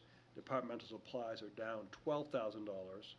And if you look at fiscal year 26, so way over on the right-hand side, wages and benefit increases are up $133,000. Overall, the budget's up $180,000 or 2%. Professional services are up $22,000. Bond costs are up $9,000. Debt service is up $106,000. So you can see that's the majority is the capital improvements that you've made. Transfer out to general fund for overhead is up $16,000, and transfers to the capital is down $84,000. So that's a good reduction there. Also included in this budget are water and service investment fee. Consulting service is up $6,000, and cost increases for supplies and services are up $8,000. And then if you go to the pro forma, which is an attachment, and that's, you want to be on page 644. Fiscal year 25 budget projected net loss is $499,000. We're projecting for fiscal year 25 estimate of $581,000 or $82,000 worse than budget. And this provides for ending working capital of $2 million. The fiscal year 26 budget calls for a 7.75% rate increase. That provides for a loss of $150,000 to result in a net working capital of balance of $1.9 million. As we go across the out years, the pro forma is calling for rate increases between 4 and 7% in the out years. Debt service cost for capital is the large driver, as you can see for the rate increases. The ending working capital in fiscal year 31, so way over to the right, is consistent with the target working capital goal. The last attachment you want to go to, so if you close the pro forma and open the water rate comparisons, the last attachment is the water rate comparisons to other communities. These are the communities that you've asked us annually to compare ourselves to. Both the blue and the orange bars for the Concord keeps us at the third lowest rate compared to these communities. The orange bar includes the 7.75% rate increase for the average property owner. The water portion will increase by $1.65 per month. I'll be glad to answer any questions. Any questions for the city manager? Councilor Brown. Yes, I just want to clarify some of the things you said. You said water usage is down, but the rate is, or the increase, it's higher because of that 7.75. That's right. Okay. And then, Follow-up? yes, follow-up. And then you said something about a consultant. What was that? Could you repeat that? Sure. Well, so we're looking at our investment fee services. We have an investment, we bring someone on to help us look at investment fees and do comparisons with other groups. So it's $6,000. So we would actually look at what our investment fee is for. Okay, so that's investing. That's not how we do our water? Or is that how, is it about how? What we charge for investment fee, and maybe actually I'll have Marco. before I stumble on it. Thank you. Welcome, Mr. Philippon. Yep, thank you. Yeah, Marco Philippon, Water Superintendent. Yeah, so how we look at the investment fees, in other words, so if a developer comes in, we're looking at what's the fee structure relative to square footage, fire services, things like that, to establish the investment fees. Meter size. Yep, whether it's Okay, by so- your, how we adjust meters, yeah. Okay, so exactly, it's thank you, working Tom. with developers? Yep. On establishing Yep. that. And one more thing, follow-up, yes. The last thing, Mr. City Manager, you said in the out years, we're looking at rate increases of 4 to 7% annually? Mhm. Okay, all right, thank you. Councilor Schlosser. Could you explain the revenue line, what water availability revenue is? I know what water usage revenue is, but I don't know what water availability revenue is. Sure. I do. Right. You want me to go ahead? Okay. So your water bill, right, really has two components. Your water availability, so if you have no consumption, so for Concord, it's $6 a month. So $6 a month if you leave for a month, you use no water, you're gonna get a water bill for $6 a month. Then you pay for every gallon you use, or for us, we bill in 100 cubic feet, which would be 748 gallons. So that's what that is, yeah. And we're actually looking to, as you might have seen, that one's actually going up a little bit more. When you look at rate setting, you're looking at establishing all your rates, about 30% of your revenue from that fixed fee, because if you get the wet years, it's relatively flatter. What we found by comparing ourselves to other places around the country, we're not charging the right structure. We're charging too much on usage and not enough on availability, so. Thank you. Thank you. Thank you very much. Thank you, Mark. Okay. Actually, may I? Councilor Brown? Brown, yes. Could you repeat that? You said we're charging too much on water usage? Does that mean we're leaning too heavily, on the water usage? Right, so the idea would be, if you're running, you figure you have all this infrastructure and plant that's out there supporting homes, businesses and whatnot, and those costs, particularly those bond costs as you go forward, are always constantly going to be there, right? So you want to make sure that your revenues are coming in to actually make sure you're able to make those payments. So instead of having, if you don't charge on availability, you're going to have to charge more on your usage fees. So we want to try to balance that off. Claire, again, Follow-up? yes. So if we focus more on availability, that's more of a stable rate? Correct. Okay, thank you, I understand. Councilor Schultz. Thank you, Mr. Mayor. If I understood this correctly, then wouldn't it be better, though, to have it be about usage? To have that be higher with the hopeful incentive that people would try to reduce the amount of water they would use? That's why the vast majority of it is usage. But the question is how much, so what is the right ratio there? So we're trying to get to the right ratio. Gotcha. Thank you. Great. Please carry on. So next you'll be on item number 12, which is the wastewater fund.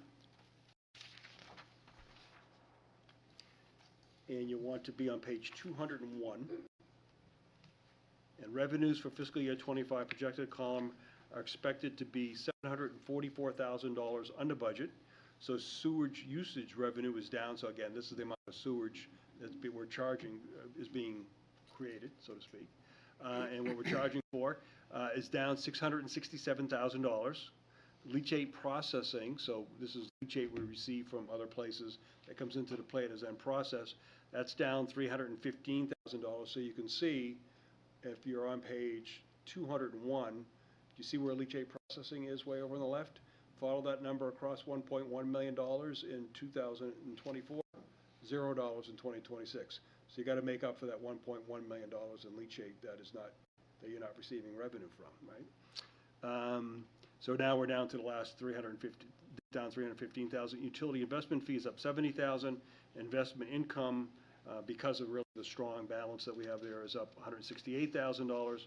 For fiscal year '26, revenue budget is up $287,000 or 3%, and that's due to $393,000 included for the recommended 9.5% rate increase. And fixed charges is up $133,000. Usage to other towns is up $64,000. Leachate processing is down, so of course, that number is down $500,000. Septage processing is up $50,000. Investment income is up $103,000, and the share of debt service is up $15,000. So you can see really the big number, the big change is the leachate number there. Expenses on the next page of page 202, expenses for fiscal year 25 expenses budget are down $285,000. Professional services are down $345,000, so less sludge being disposed of. You have less leachate, you have less sludge. Wage and benefits is up $103,000. Department supplies is down $10,000. Electricity is up $36,000. Leave it at that. For fiscal year 26, expenses budget are up $1.8 million. That's 15%. That's due to wages and benefit increases. $246,000. That's the contracts that we have, wage contracts. Repairs and maintenance up $15,000. Professional services up $18,000. Department of supplies up $10,000. Electricity up $43,000. Debt service, this is all these improvements that we're making up on Loudon Road and the Heights to support all the development and all the new housing in the city. That's up $1.3 million. A transfer to general fund is up $189,000. Transfer to capital projects is down $29,000. And I've also included in this budget several program change requests.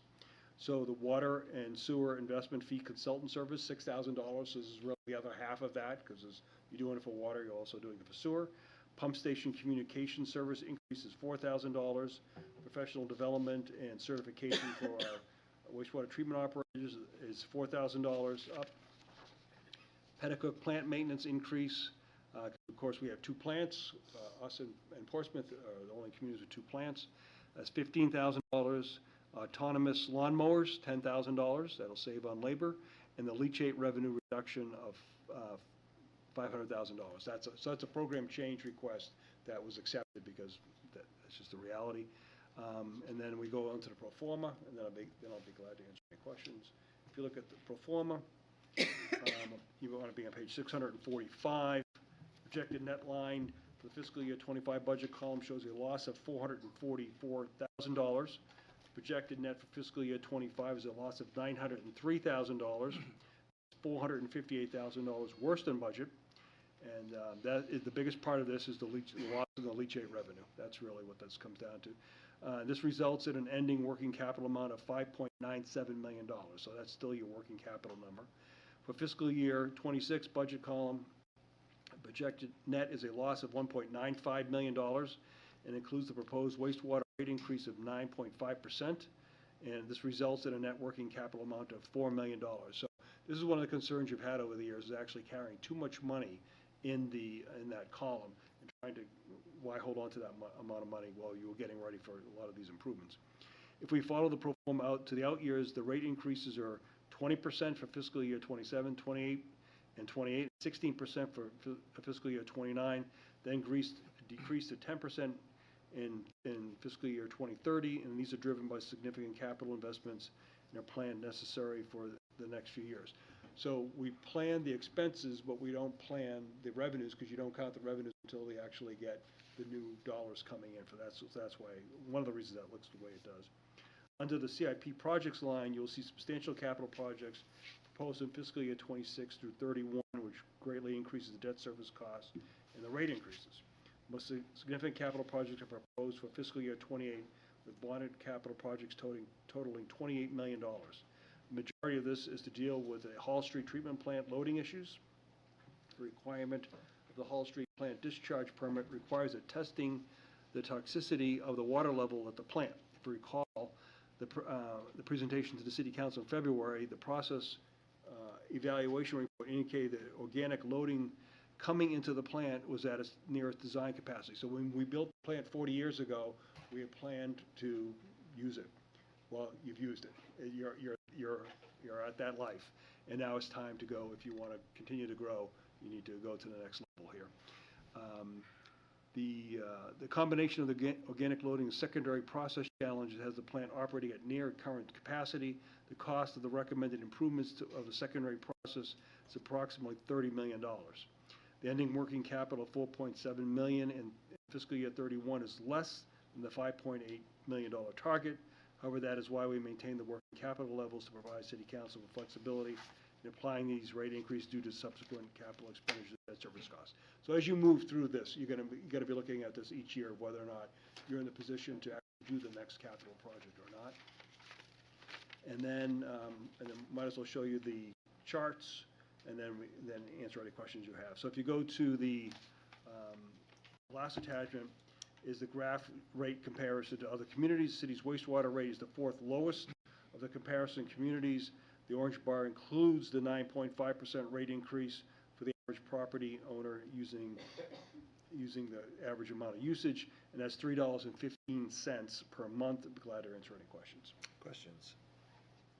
Councilor Kurtz? Yes, thank you. I have a couple. The first is, could you please speak to why we're no longer accepting leachate? And why we have that revenue Because the loss?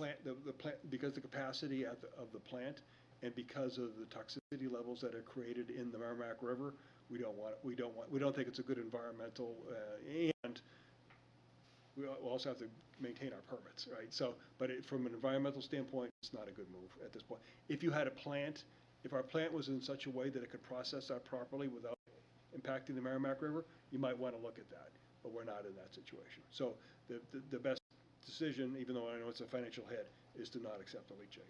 Okay, thank you very much. I have Follow-up? it's a second question. Second Would question. you, I'm happy to Go ahead. cede the floor. Okay, thank you. The second question is, a 20% increase sounds really big, and I may not understand water usage versus wastewater, but when I think about my own household, I think I can control how much water I use, right? I can choose not to water my lawn or make everyone take 5-minute showers.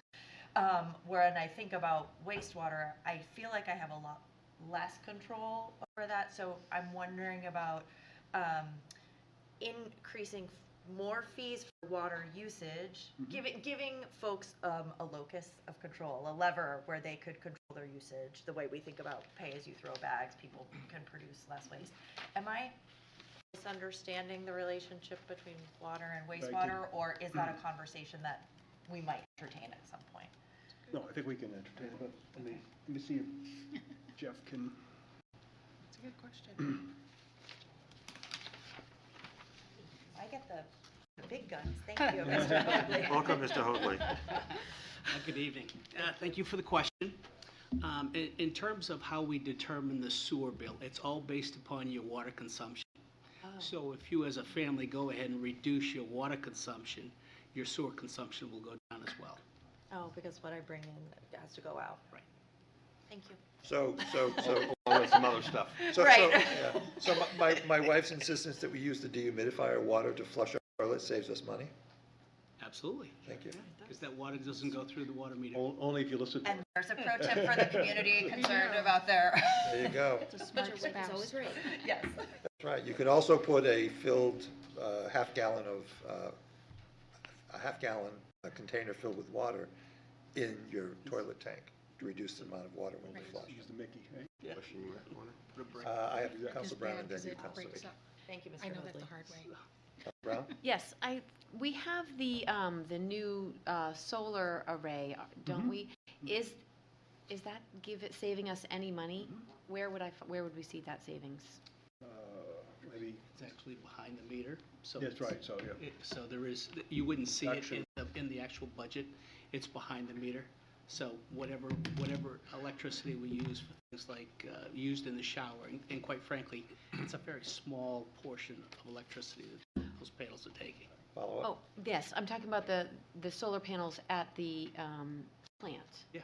Oh, really? It's that small? Yeah. It's not Okay. electric. And of course, we got it, it was only a It was $250,000 $250,000 grant, so it was all paid for with grant money, but it does help a little bit, but it's Every little bit counts. every bit, yeah. Council Keach. Thank you, Your Honor. A quick question about the Pennacook plant, because I know for a number of years it was very much under capacity since some of the industrial folks left up there. Is that still the case? Now it's at capacity. Think of all the development that's occurring around Pennacook now. So, Right. It's one of the things we're gonna have to look at going forward. I'm sorry. No. Well, I think Follow up? thank you. I think you might be answering it, but are we going to be looking at increasing capacity in Pennacook next? Well, we gotta look at that. I think that's one option. The other option is, do you take what's coming in Pennacook and send it down to Hall Street? You know, and how do you do that? Follow up? Thank you, Your Honor. One other option possibly is stop providing sewer to Bosquen. Would that be another potential solution? Which is that? I think we'd lose the revenue associated with that too. One of those revenue numbers, when it has sewage usage for towns, those two towns, Bow gets their bill, so does Bosquen. So that would be some loss. We'll be looking at everything Part of the before you consideration. have to get to the point where you have to make any more capital. Thank you. All set? All right, thank you, Mr. Hoadley. Thank you, Mr. City Manager. Does that conclude your? It does. All right. I'll get out of the way. Does anyone need a break before we open the public hearing? Short break. 2 minute. I declare a 2-minute recess. Does anybody have Tom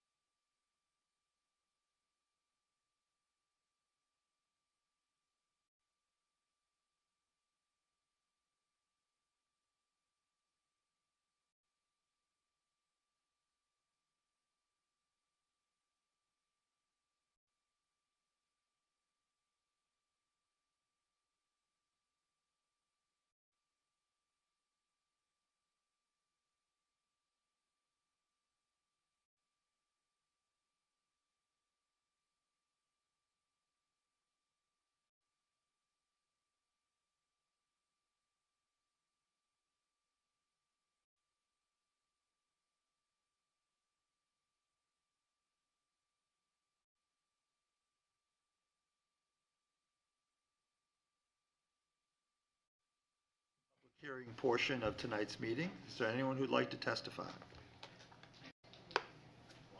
Mr. Schweiker, please. Welcome.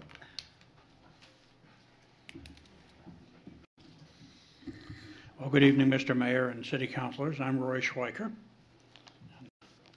Because, of course, like previously, we've had a lot of things presented. I have a lot of comments. I will start with the airport, and I'm really happy about those people. You know, they have a terminal that's about the same shape as the golf clubhouse, but they aren't saying, you know, because we're the capital city, we need to fix it right away. They're saying, let's wait until we get a grant. I think that's very, you know, wonderful of them. And the only problem is if Councilor Kretovic buys an airplane. The next thing, let's go to water. And I happen to agree with the woman on my right as opposed to the woman on my left. I think the charge should be more toward the usage and less toward the availability, because that's the only way you're going to get conservation, is if people, you know, find it worthwhile to save water. I mean, right now, I use 1 unit of water usually, so I pay $3 for that, but I pay $6 for availability. So I'm paying 3 times what the big users are paying, essentially, because then the availability is nothing. And I don't think that's fair. And the thing I read that's the worst is we're going to sell water to Bow for $3. They don't have to pay the availability, so they're getting water for a third what I'm paying. I think if we're going to sell water to Bow, they should pay the same rate I do, the $9.81, because if I have to pay availability on the water, they should too. And the next thing is, I'm getting tired of being told we have the best tasting water. That may be true. If you put lemonade powder in, you make it taste better. You put single malt scotch in, you make it taste better. But that's not what's really important to me. It's how many chemicals were in this thing. It used to be that you drank the current water, it tasted like water. Now it uses brown sludge. So it may taste good, but I certainly, you know, don't think it's good stuff. You want to put it on your plants with all those chemicals? In the old days, you put it in your car battery. You wouldn't want to put that stuff in your car battery, probably. So fewer chemicals, the better. And that would be the other advantage of increasing the usage fee as compared to the availability fee, is the extent that we can get people to save water. We delay when we have to pump water out of the Merrimack River. I don't see that selling water to Bow or Pembroke or anybody else, it's going to just make all of us have to drink Merrimack River water instead of Long Pond water. I don't think that's a good thing. Sure, you can put single malt scotch in and make it taste better, but it's not going to be the same good water we have now. And now we'll go on to the wastewater. And you already answered my question about why we don't dump the leachate in Pennacook. Apparently there's no space up there. I remember a couple of you may be around that long. They were actually talking about shutting down the Pennacook plant and piping all the sewage to the main plant because there wasn't enough to keep it running. I guess you cured that problem. So, but I really think that, you know, we need to not be having these huge increases to build capacity for future development. We should let the developers pay, and not an impact fee, a hookup fee. So you hook up to the sewer, you hook up to the water, you pay the fee to increase that capacity. You don't make the existing people pay for your capacity. And, you know, that's only fair, I would think. And I'll go on to solid waste. I sent around a thing, I don't know if anyone saw it or bothered to read it, that the prices at our transfer station are totally outrageous. And as an example, if you take a mattress, let's say weighs 40 pounds. Let's say it costs 10 cents a pound to dispose of something. It costs around $4 maybe to dispose of it. Well, if you take it to Hopkinton, it's free. They don't make you pay. You take it to Bedford, it's $25 instead of $4. I'm glad I don't live in Bedford, I guess. Me too. But if you take it to Concord, it's $45, which is twice what Bedford is. And, you know, how can you imagine spending that much money to get rid of a mattress? I mean, toss it in the incinerator, burns up, produces electricity. Why does it cost, you know, 6 times more than its weight would indicate? And you look through the same stuff. To get rid of a tire, they want $25. I mean, you can get rid of 4 of them if you have a car registry here, but that's just outrageous. You know, once again, it's cheaper everywhere else.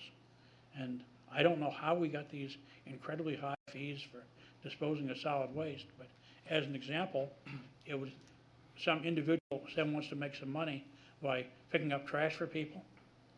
If he lives in Hopkinton, picks up the trash here and takes it to Hopkinton because he got his dump sticker, he can get rid of it for a quarter, much less. So the poor guy in Concord that wants to go in the business of hauling trash is being unfairly treated. We need to do something about those prices. And now I'm going to do something very strange. I'm going to suggest 2 things that you might want to spend more money on. And one of them is, one of the things for the 2026 containerization thing is there's some minor sum in the budget to, try and evaluate the kind of waste you're getting. And I walk a lot on streets in Concord. On trash day, I get to see what's in the recycle bins because, they're out, they're open. I would say probably half of the recycle bins in this city have stuff in it that's not supposed to be in it. And I would also say that nearly all of them are collected. But if our vendor decides at some point in time that they don't want to accept this stuff, then they get to haul it down to Massachusetts, look at it, say this is no good, then haul it back to northern New Hampshire and dump it in a landfill. This is probably not an environmentally sound way to get rid of it. It's also not a particularly inexpensive way to get rid of it. So I think that if we're going to do this, getting people to continue recycling, we need to teach them now, when you still have the open containers, to look at your stuff, not put the bad stuff in it, instead of waiting till we have a closed container when gosh knows what someone might stick in. And that's another question I have, is there any possibility of buying those closed containers so they're transparent or translucent, so you can maybe see what's in it? Like, I'm going to guess that people are going to quit using purple bags as soon as it goes in a container you can't see through. And so the only real way to enforce it would be if you had a container the driver could see when he pulls up, oops, those aren't purple bags, I'm not going to grab it. Because I just can't imagine that's going to work. We're going to go back to either trying to stick people with paying for some expensive service or finding room in the city budget to pay for it. I'm sure you folks don't think either of those is a good idea. All right, so parking.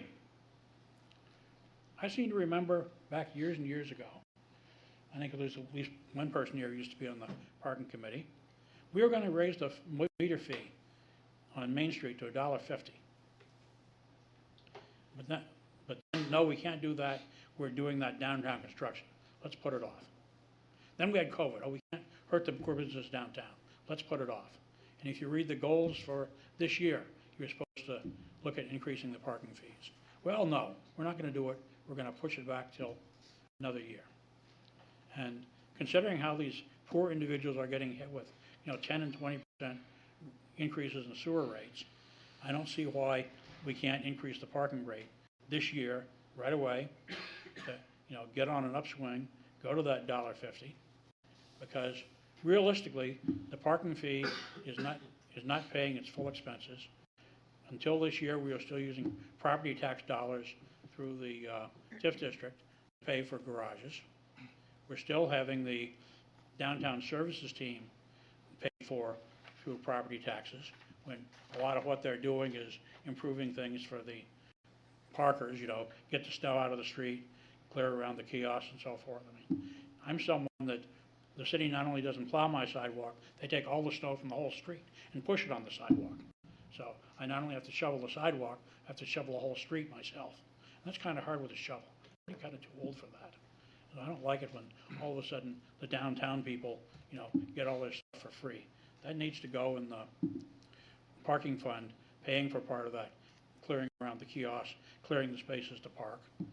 And because that's a fee you don't have to pay. If you don't want to pay $1.50, you can park further out where it's still $1.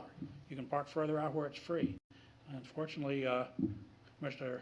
Hirschlager is here today to tell you where to park for free, but I know he's got some good ideas.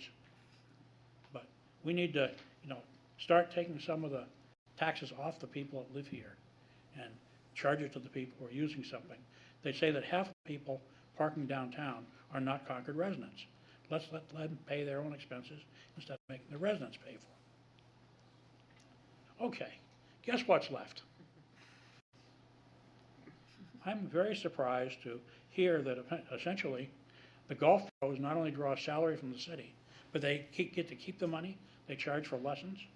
How many other people in the city, have a city salary and then can charge people for what they do and put it in their pocket? I mean, do we do that in the fire department? If there's a fire, they send the guy a bill and get that money in addition, or, I don't know, the city clerk, if you go in and have something done, in addition to the fee, do you have to pay $5 to have her do it? I mean, why is the golf pro getting money for lessons in addition to his regular salary? That just seems like it's, all set for different abuses. Next thing is, there's a lot of talk about the clubhouse because it's expensive, but we were also, the general fund is being charged for irrigation for the golf course this year and in past years. I don't see how you maybe can claim that the clubhouse is useful to other people, but how can you say that irrigation on the golf course is useful to anybody but people who play golf? Why is that being charged to the general fund? Why can't they be charged to the golf fund? It would just seem that's only reasonable. And the other thing is, why is it that people feel we can't charge the non-residents significantly more, like maybe even the full cost of the clubhouse? Why are we subsidizing people from other communities who statistically make more money than Concord residents to come here and play on our golf course? And the last thing is, if the plan we have for the clubhouse is really such a good idea, why do you have to, I don't know what the blunt way to phrase it is, why do you have to lie about it? In other words, right now, the money for the clubhouse is coming from two places. One of them is the recreation reserve, and that's property taxes that were collected in the past, and we kept them instead of using them to reduce the tax rate. And the other way is what they call the golf fund. But what that money is that's all property taxes that we use to pay for irrigation and carts and various things on the golf club course in the past. So it looks like it shows a profit. So it goes in the golf fund, but really that's property taxes that we've been subsidizing all along on the golf course. So I challenge you people to, if this is really such a good idea, let's tell the truth about the golf fund. Let's charge to the golf fund every bond issue, the irrigation, carts, clubhouse, whatever. And then if you want to subsidize it from the general fund, show that as a transfer from the general fund to subsidizing the golf course. Don't try and hide the fact you're subsidizing it by issuing, general fund bonds. I mean, if it's such a good idea, why can't you tell the truth? And my personal feeling is we should not be paying for the clubhouse with the golf capital fund that is old property taxes and the recreation reserve, which is property taxes. We should at least nominally charge some of the people that want to play there for this. I'm going to suggest that we, pick a number, $10 for residents and $20 for non-residents. Add that to every round to pay for the golf clubhouse. You buy an annual fee, maybe you got $100 for a clubhouse, $200 if you're from out of town, and there's going to a bunch of people here are going to testify that they want the clubhouse built. That's their privilege. I don't object to it, but I would hope it's one of you would ask them, would you be willing to pay this extra fee for that clubhouse? Thank you. Thank you. Thank you, Your Honor. Mr. Schweiker, would you take that same approach to recreation, library, arena as well? Because we're talking about the same scenario. Well, the answer is yes, but. And the answer to that is that library, I remember some previous go-around, you tried to increase fees at the library, and it turned out there was a state law against it. So, I guess you can't increase fees at the library, even though you want to. Personally, I think the new library is a stupid idea, and I would save your money on that, but that's not up for discussions today. And as far as recreation, yes, I would suggest that if there are recreation things that it's easy to collect for, that's one thing.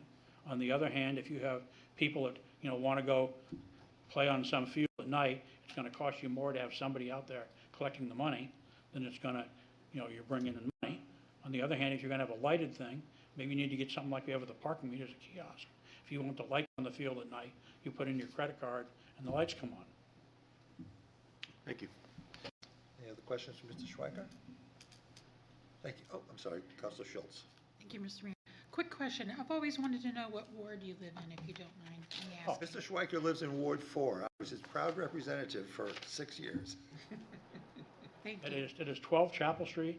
That's in the phone book. You can look it up on the property map. Thank you. Thank you, Mr. Schweiker. Anyone else like to testify? Back there. That's my state rep district. Ward 4, 9 and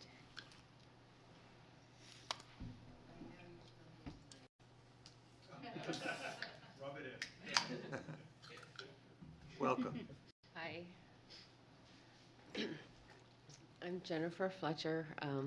I tried to, I'm going to say, hen and peck some notes here so I won't babble like last time.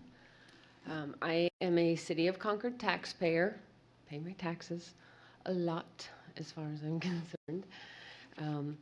I'm also a paying member of Beaver Meadow Golf Course. I'd just like to say if we move forward with the investment in Beaver Meadow, do I like the fact that my taxes may increase over a few years? Simply stated, no. However, I'm sure other city investments will increase my or our taxes in the future. I do believe it is wise to invest in the golf course, not simply for the golf course, but for the community as a whole. I believe a realistic, not overinflated, but realistic investment in the rebuilding of the clubhouse is warranted. I do not need to repeat what has been stated many times in previous council meetings over the past few years. By now, you are aware of the many benefits to the community, whether golf, skiing, youth programs, many, and by the way, the youth are our future. Senior citizens, middle age, the benefits are numerous: community, charitable, social, health, exercise, etc. If needed or you cannot recall, I recommend rewatching the videos of your earlier meetings if you somehow missed the points made by many. I do not need to repeat the numerous statements that support the investment. I do appreciate your due diligence investigating potential impacts and transparency to the taxpayers. I do question when personal preference interferes with an individual's ability to look at the broader community benefits simply because you personally are against a cause, like the golf course, for whatever reason. I would like to believe you put your personal preference aside and think about the broader community benefit and impact. I encourage anyone here today, as I did, to simply come up and acknowledge your support. Thank you for your time and your legitimate consideration in investing in Beaver Meadow, not just as a golf course, but as a viable Concord community in the future. Thank you. Thank you. Any questions for Ms. Fletcher? Councilor Brown. Yes, I just have two. Do you have any extra clubs? I do, and I actually bring them to Beaver Meadow because what they do is they will take them in from anyone and they cut them down for the junior programs. And I've done that in the past. Thank you. My second, yes, thank you. My second one, would you consider pairing with a Concord youth and paying for a round where you and this youth play a game? Absolutely. What I would also say to that, if I could add on, is many a times I have played with youth. Again, I think that is a huge plus that Beaver Meadow offers. I remember when we first moved to Concord, A single mother in particular who would drop her son off to play golf because she knew it was a safe community for her son, who was very young at the time, like 11 years old, and I would play golf with him. I've met many a youth and played many of rounds. I also participate, I think someone brought up earlier something about the member guest tournaments. The benefit to the member guests is you're bringing someone from somewhere else to Beaver Meadow, to Concord, New Hampshire, to a community. You're exposing them to the value that's there. They could potentially be in the future a member, a paying course member, but they're also exposed to it. But that's another example of where you might invite a youth to play in tournaments or just come play just for the benefit. I think when we think of our youth today, because you brought up youth, many of the youth, they're stuck to their phones like this, right? Getting involved in something like golf, the youth programs, even when we see companies like Bank of America, other businesses here in Concord investing in the youth programs, get them out there, you get them outside, you get them exposed to a sport that, again, people could go on and on about the benefits, whether it be exercise, whether it be integrity, whether it be the things that they learn through that. I just think that it's a plus all around for the youth. And again, we all know that that's our future, and it's a wise investment. So when you consider the investment in Beaver Meadow, I'd consider that. Yes, so that's great, because what I see it as the social investment in our community members. So, and it is a beautiful green space, so I think it would be wonderful to connect people who love to golf with people who have no experience, especially children. And that way they create a bond with you, and it's better for our community, period. So I would love to have a program started where it is just Concord residents, Concord youth. Absolutely, and I think the course would be open to that with wide arms. I really believe that. I see them open to many programs when it comes to the youth. I see them open to, I've heard over the past multiple meetings, you talk about some of the different tournaments. Most of the tournaments at Beaver Meadow raise funds for charity, whether it be the Boys and Girls Club, whether it be, for example, this coming Saturday, and I pray it doesn't rain, Kelsey Mayer, a young student who was going to King College, who was a Concord resident, who lived in my neighborhood, who passed away. They're raising scholarship funds for, youth. So again, when you look at, you can go through and analyze, the nit and gritty, but overall, when you look at the benefits and what it brings into this community, if we invest in it and we do it right, and you have ideas like you just mentioned about possibly partnering with a youth and bringing them along, you're investing in the future. And I don't think you can go wrong. Any other questions? Thank you so much. Thank you. Thank you. Gentleman over there sitting down, you had your hand up? And then Mr. Siemens.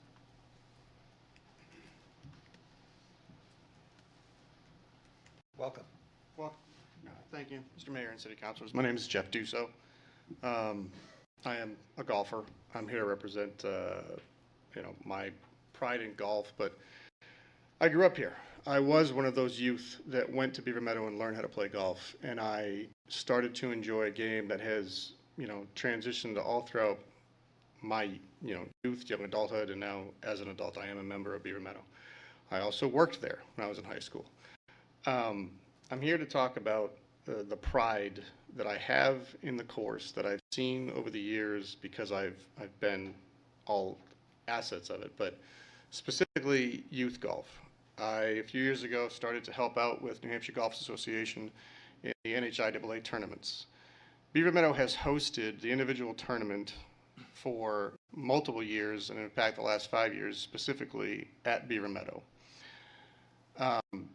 In the fall of 2023, I was witness to the Division 1, 2, and 3 male golfers and the female division runner-up golfer were all students of Beaver Meadow.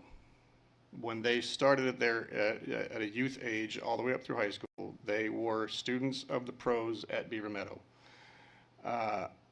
All of their parents had stories that just transcended years of them coming to Concord just to come to Beaver Meadow, learn to play golf, and how this game had affected them as young students, as young athletes, and growing as young adults. It brought so much pride to me just to witness how they had taken it. I even talked to a lot of the parents. When I'm proctoring at any of these tournaments, I'm watching the parents that are following their youth going through the tournament, and all they're saying is, it is such a beautiful space to walk on. It is such a historic, not just piece of property, but they look forward to coming to Concord to be at Beaver Meadow, to do all these things. And then they talk about the game of golf and how their young students, to be honest, might not have been an athlete in other sports, but golf to them has been able to give them something that they'll be able to carry throughout their whole lives like I did. Just to see how the game affects them is amazing. I have always had pride in not just the game of golf, but the course. I golf throughout the state of New Hampshire. I try and see how other golf courses might be doing it better. And the one thing that I kept thinking about whenever those parents were talking was that the course is great, the golf is great, it's just that the bathrooms are out of service. The building itself isn't exactly what we wanted. They're coming to the city and they're coming to the golf course, but they may be going somewhere else for dinner. I had nothing to offer in that conversation other than, well, I will pass that along. That's the only thing that I walk away with, almost a tear in my eye every time I see a building that it's the same building when I was in high school. I graduated in '93. I still have pictures of my house at the same building in the background. And I just wish that you could see the same pride that everybody else in the state that comes here and talks to me and says that they like being here, and yet that's the one thing that I wish we could do, is just keep it going. The popularity of golf in the city of Concord has grown exponentially since I've started.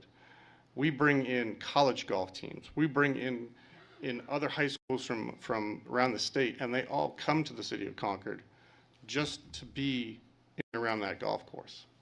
And that's what I wanted to talk about tonight, primarily. Thank you so much. Councilor Kretovic.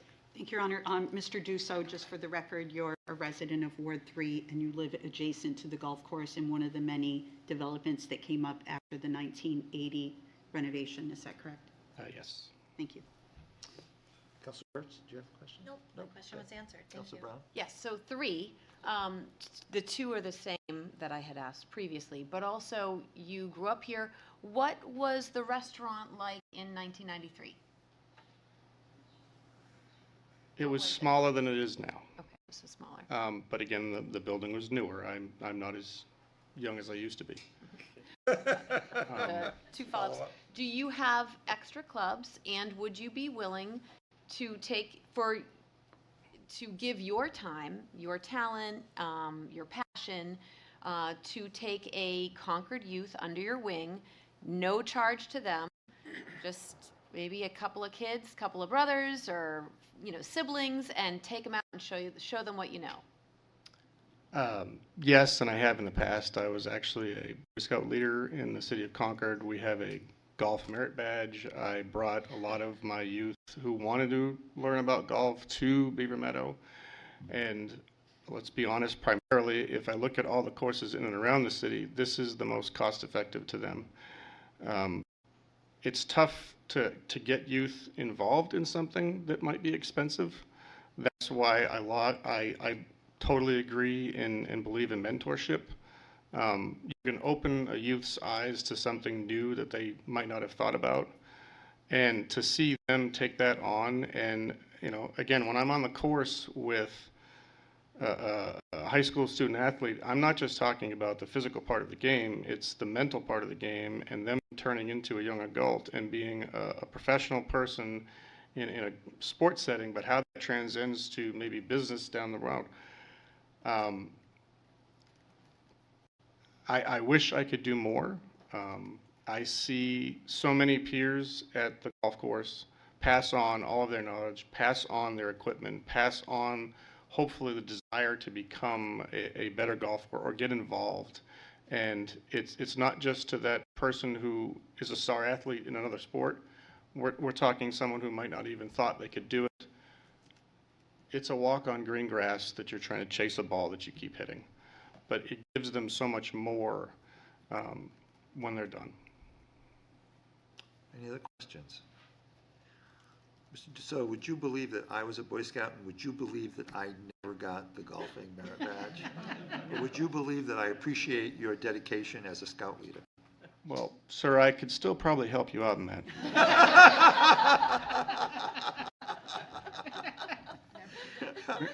You're never too old.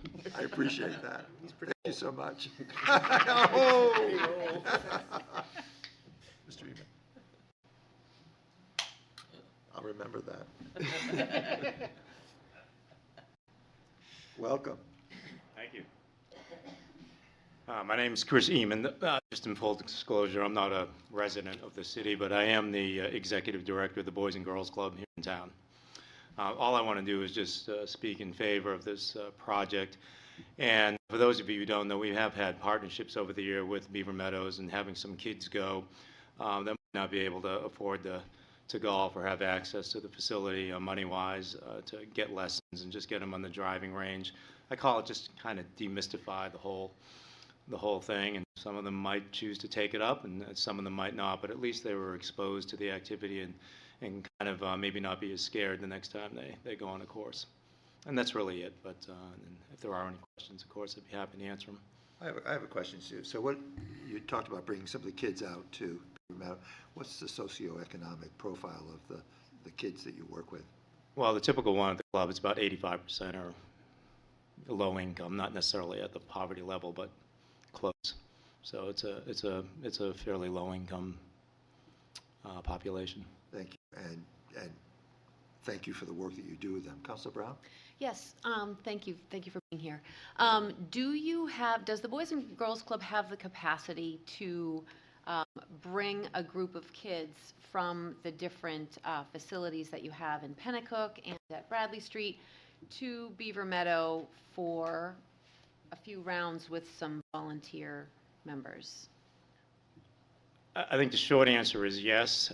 With the Boys and Girls Club, whether it's a Y, anybody, we've got to be careful about who we have around the kids, and parents would want us to say that. Having said all of that, if it's a one-time activity and people want to go out and there's an arrangement with the golf course that we're on there at a time that makes sense, we don't want to be, obviously we don't want to be on there slowing up everybody on a very busy time. Sure, I mean, there's a lot of ifs there, but usually a Monday morning or something, we have summer camps at each one of these sites. Good. And we have busing, so we could take them there. It would be awesome. Sure. Thank you. Awesome. You're welcome. Any other questions for Mr. Eman? Councilor Kurtz? Yes, thank you. I believe it was mentioned earlier at some point that Boys and Girls Club may be one of the organizations that raises money through That's correct. What is the word I'm looking for? Tournament. Thank Yep. you. That's the word I was looking for. Yep, we just had it a couple weeks ago. Great. And how significant is that in the fundraising that you do as an organization for your operations? We raise, a lot of money throughout the year through individuals and whatnot, but I mean, it's $50,000. So, but more importantly, it allows us that one time a year to see some people that we might not actually see all year. So that whole thing in fundraising called stewardship and friend raising matters. So even though it might just seem like a golf tournament, we're out there shaking hands and seeing how people are doing, continuing to develop that relationship is important. And over the years we have looked around, to be honest with you, and that flex pricing does help in that particular situation. So we will always say we're going to guarantee to pack this place, and we purposely set it in May, which is kind of not optimal golf season on purpose, so that we're not taking up some of those prime times during the summer. And maybe it could help with being a little bit more flexible in the pricing so we can honestly raise more. It is a fundraiser, so we want to net as much as possible. Thank you very much. You're welcome. Councilor Schultz. Thank you, Mr. Mayor. I don't want to assume I know the answer to this because I don't. And that, how, the kids that go to your facilities, are they all from Concord or do they come from? No, we don't limit where they come from, but the vast majority are, just by the nature of where we're located. Thank you. I really had no idea. No, that is important to also be honest about. Thank you. Great. Mr. Eames, thank you so much. Thank you. Thank you, everyone. Again, thank you for what you do. Thank you. Good stuff. Mr. Russell?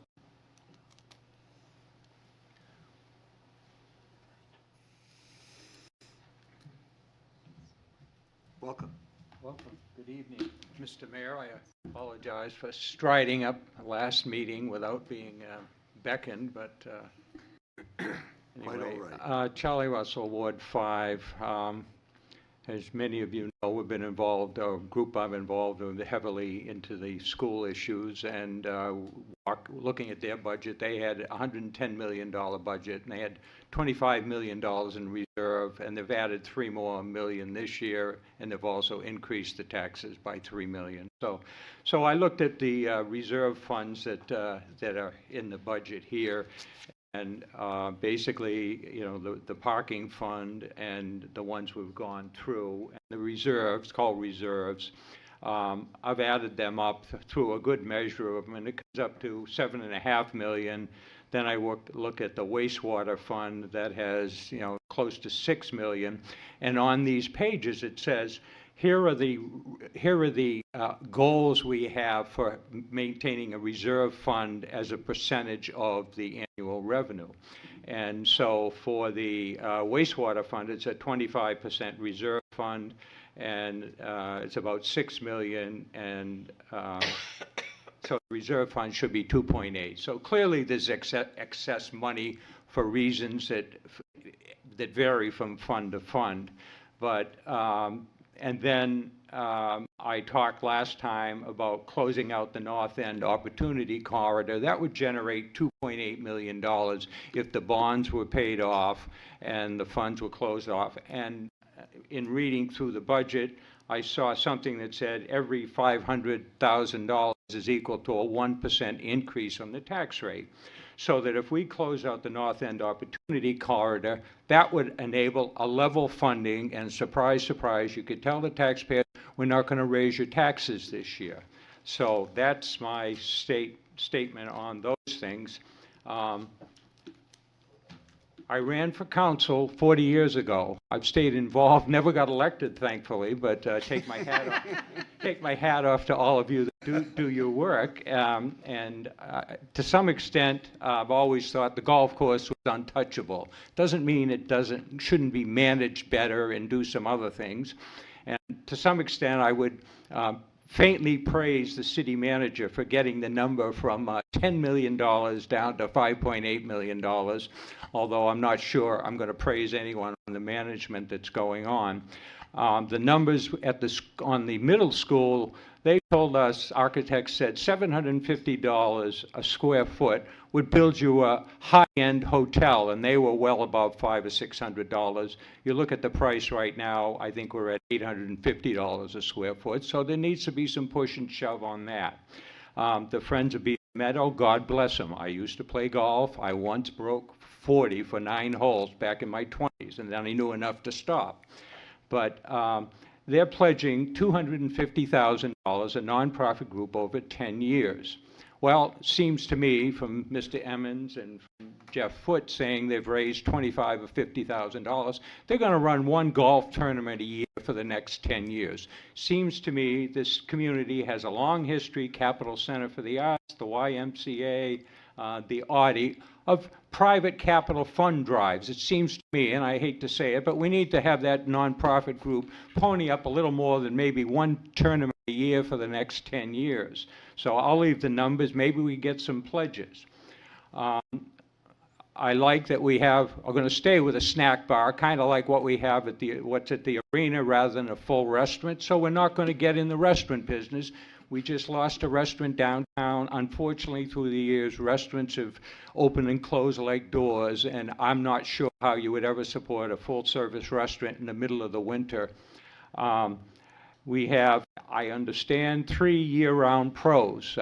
Where I learned to play golf, the Gannon Golf Course back in Lynn, Massachusetts, which was then known as Happy Valley, they had one pro, and come wintertime, he went south to Florida because there was nothing to do all winter. So we have 3 pros, maybe some assistants, I don't know. Why are they year-round? We have simulators, which I understand are booked up pretty heavily. But I'm not sure we need to have year-round pros, and we need to cut back. We could save some serious money. Then I hear, and Mr. Swiker spoke about some of these things, they're giving lessons. Somebody else that gave lessons for skiing told me, he gave them years ago, cost $20 for a lesson, and he got $1 of that. We're giving away 85% of the lesson money. I want to know, one, is the lesson being given on company time? And two, I guess the other issue is, we're paying the pros to go play in tournaments someplace else. Are we going to tell the taxpayers it's okay to spend your money for somebody to go play someplace else? The next question, I guess, is when the pro is working, is he playing in tournaments in Concord or not? So, I mean, you're either working or you're not working. I mean, you know, it's a nice sport, it's a nice career, but the people of Concord need some accountability. 350 season pass holders doesn't support what I think are three golf pros.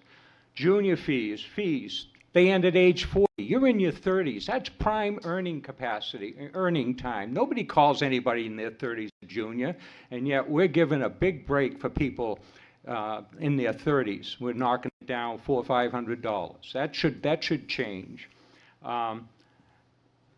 Dynamic pricing, discounts, special rates. I looked at the New Hampshire Golf Association 4-day match play. They're charging 80 people $305, which is about $24,000. Concord is getting $29 for 1 day, which is about $2,500. They're getting the golf course free for 3 days. Do the people of Concord know that? We're donating a charity, great charity, look them up, $1.1 million a year. Why is the city of Concord donating money to a charity? If they want to solicit the people and ask for that money, then they should be doing so. But this is the mismanagement that's going on. Dynamic pricing, discounts are out there. You set a price, and then you set an absolute floor that nobody knows except whoever's making the deal. We can only go 20% below the maximum. We don't say, well, it's Bishop Brady, or it's the Boys Club, or it's the Golf Association, and we're going to give you a special deal. This is the operation with regard to rates, with regard to non-residents, with regard to the Golf Advisory Committee, Ad hoc Advisory Committee. Thank you for your work. Your work is done. It's time to end that committee. They got down to about $6 or $7 million. I went to the presentation.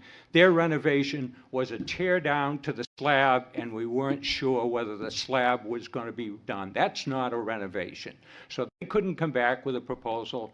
Thank you, Mr. City Manager, for coming with that.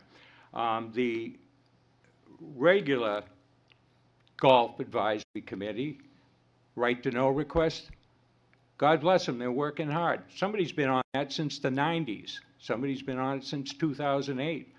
You know, I'm not sure everybody, maybe it's time. I'm over 70. Maybe it's time I should move on too. But I'm sitting there saying, we need to refurbish that committee.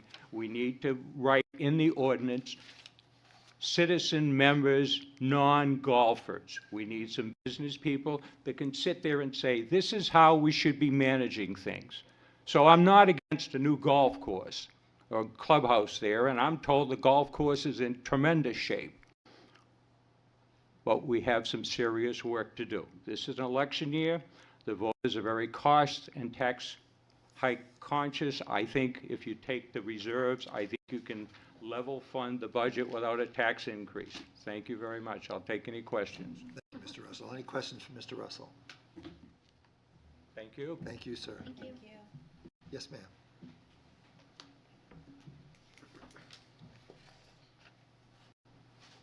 Welcome. Oh, my name's Jennifer Chase. I'm a Pennacook resident. I wrote some notes because I don't like talking in public and I want to make sure I'm as coherent as I can be. So I've spent most of my adult life in Concord, and when I chose to buy a home years ago, I chose to stay in Concord. It was one of 3 houses under the $500,000 in the state at the time, and it's got character. It needs some updates. I had a pretty stressful year in 2024. Memorial Day weekend found me in the hospital for emergency spine surgery, followed by 8 weeks out of work recovering. I returned to work in late July, and I was laid off in September when my company was acquired. I am incredibly fortunate to not have lost my home through these experiences, but I recognize that I'm not immune to homelessness. All it takes is one bad day sometimes.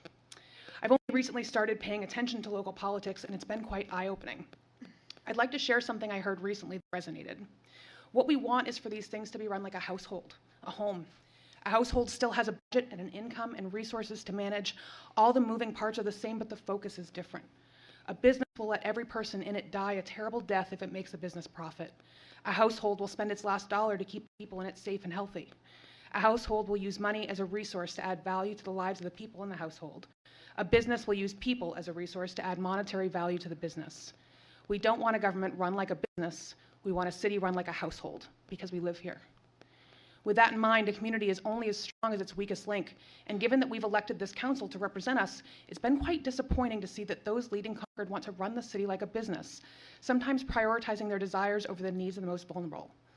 Our homeless population is growing faster than anywhere in the country. We have vigils honoring those who have died on our streets, many of whom are senior citizens, yet the mayor's been quoted as saying that we need to let this problem be resolved by the nonprofits.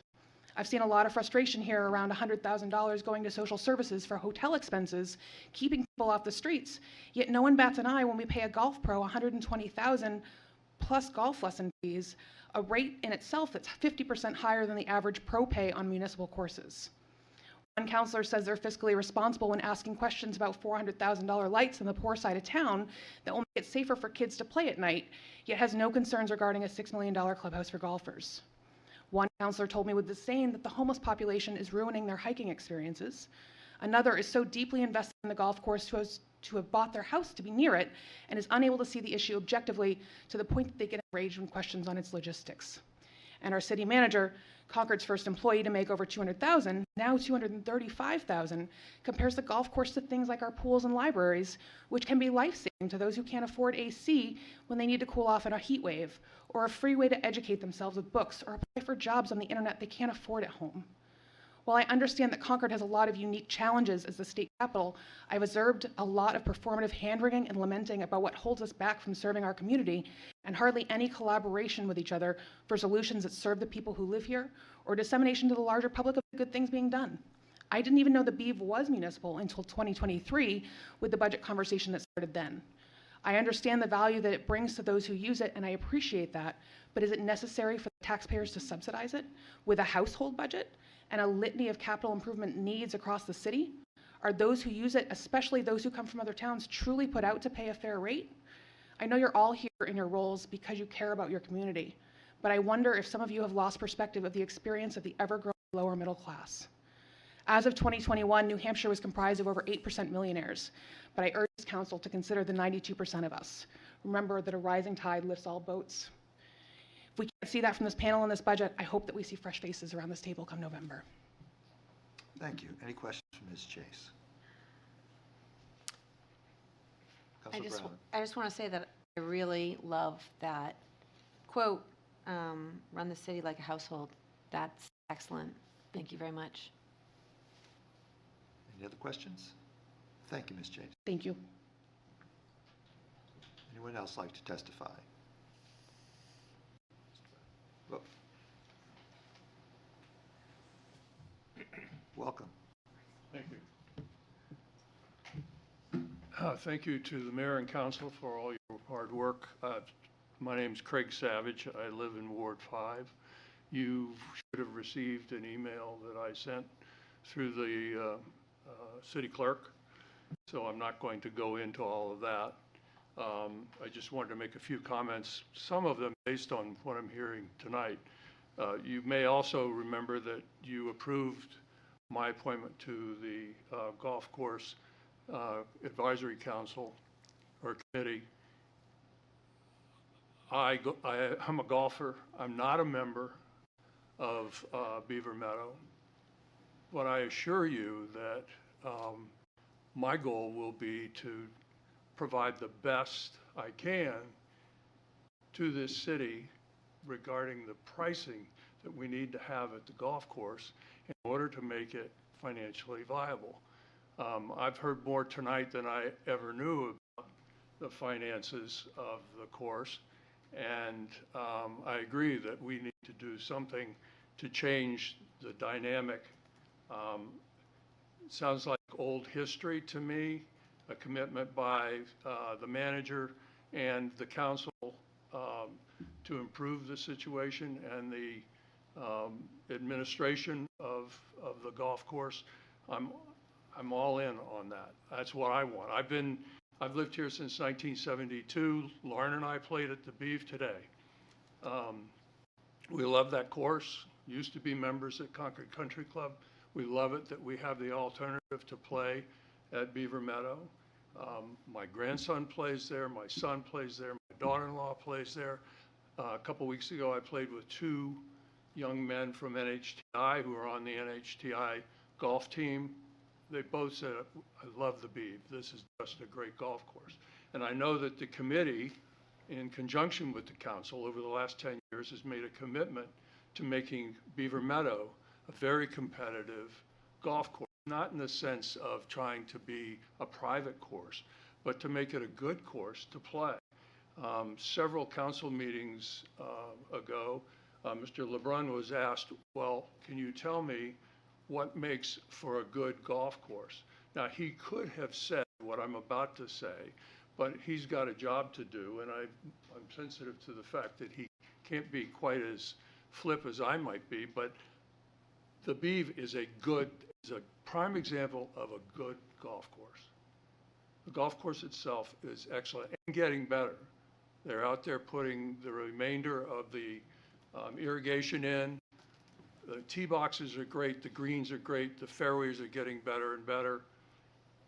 As I walked away from the course today and I looked at the siding on that building, on that clubhouse, and then I thought of my wife talking about going to the bathroom in a porta potty. I don't know how long ago that was, within the last year or two. Walking into the pro shop to buy some Christmas presents and looking at the staff freezing in that pro shop and thinking about how awful that kitchen is for the kind of service that it provides. And by the way, it kicks out good food despite the fact that it sucks as a facility. I just think that, you know, when we came to Concord, we saw Concord as a package. It's a package of all kinds of things. People keep bringing up the library, you know, not everybody goes to the library. Well, no, not everybody goes to the library. Not everybody goes to Beaver Meadow. We are fortunate to have the assets that we do in this community, where I can raise two sons who both play golf, and I've got a grandson who's 11 years old, and he plays golf. And by the way, I think golf may be the only sport, and somebody may correct me, where you police yourself. Integrity is the name of the game. You call the penalties on yourself. I don't know of another sport where you do that. So it's just a really great asset that we have in the community. I think it should be supported. I don't think there should be any delay. You guys have seen ad nauseum design after design, and when the manager was asked, or the city was asked, can you come up with a $5 million plan? He did it, or his office did it, and you look at it, you can see exactly what is not there from the iterations that were before. It's a good rendition of a solid facility. And I think, as much as I think a restaurant might be nice, we don't need a restaurant. We need a good golf clubhouse. That's it, just to support the golfers. And there are so many other meetings that can be there. My wife is involved in the garden club, past president. They're always looking for a place to have meetings. There's so much that we can do in the space that's there and will be there if you approve it. So I highly recommend you do that, urge you to do that, and I thank you again for all your hard work, because watching these council meetings, I don't know why you ran. So, Any questions for Mr. Savage? Councilor Brown? Yes, thank you for your involvement, your passion, and you are involved, and I am excited to represent you. And I have a question, and I wonder, there are member tournaments. What do you think, because you are on the committee, and you are one of my constituents, I have a number of constituents that also live close by Beaver Meadow that are in mobile homes. And we know, based on the revaluation, that their tax bill is going to go up. Would you commit to having a couple of days where it is member and mobile home owner? You know, where you bring an extra set of clubs and somebody who lives nearby in a mobile home in Concord plays with you. well, I heard your question earlier that you asked regarding the youth population. I have to say, Counselor, that to hear you suggest that you, by asking a question like that you might be more supportive of the golf course, if you could get a commitment from members of the community, golf community, to support that kind of initiative. I appreciated the fact that you answered that question. So here's what I would say to you. I would do anything I could as a resident of this town. I don't have to be on this committee to support. Lauren and I were at the Boys and Girls Club tournament volunteering, along with my daughter-in-law. So that's who we are. We volunteer. We care about this community. We've cared about it for over 50 years. So I happen to love golf. I don't play it very well, never have, but I'm passionate about it. I think it's a great sport. I'm now watching my 50-year-old son get hooked on it. He needs another addiction like he needs a hole in the head. But it's just a great place to spend some time. And for me to be able to give, yes, that's who I am. I just volunteered to help the track team at Concord High with their discus throw, because I used to do that long time ago, and when I was a lot bigger. Any other questions? So the answer is yes. I mean, I'm new to the committee. I got to be careful. I've got people on the committee that I respect who have been there a long time. They've got the legacy. I'm supposed to be quiet, my wife tells me initially, but I never am, so. Yeah. Councilor Schultz. Thank you, Mr. Mayor. Thank you for taking my question. You mentioned that you were once a member of the Concord Country Club, and I'm just curious, given your experiences, would you say this is more accessible to the community of Beaver Meadow? And what are just maybe 2 or 3 bullet points of why? Why did I leave? No, what is different about Beaver Meadow that is helpful to the community? Because there's the perception that golf is an elitist sport. Okay, so I have written in the paper in the past about that misunderstanding. So you can go to Concord Country Club and I can find some elitists for you. I'm just egocentric enough to say I'm not.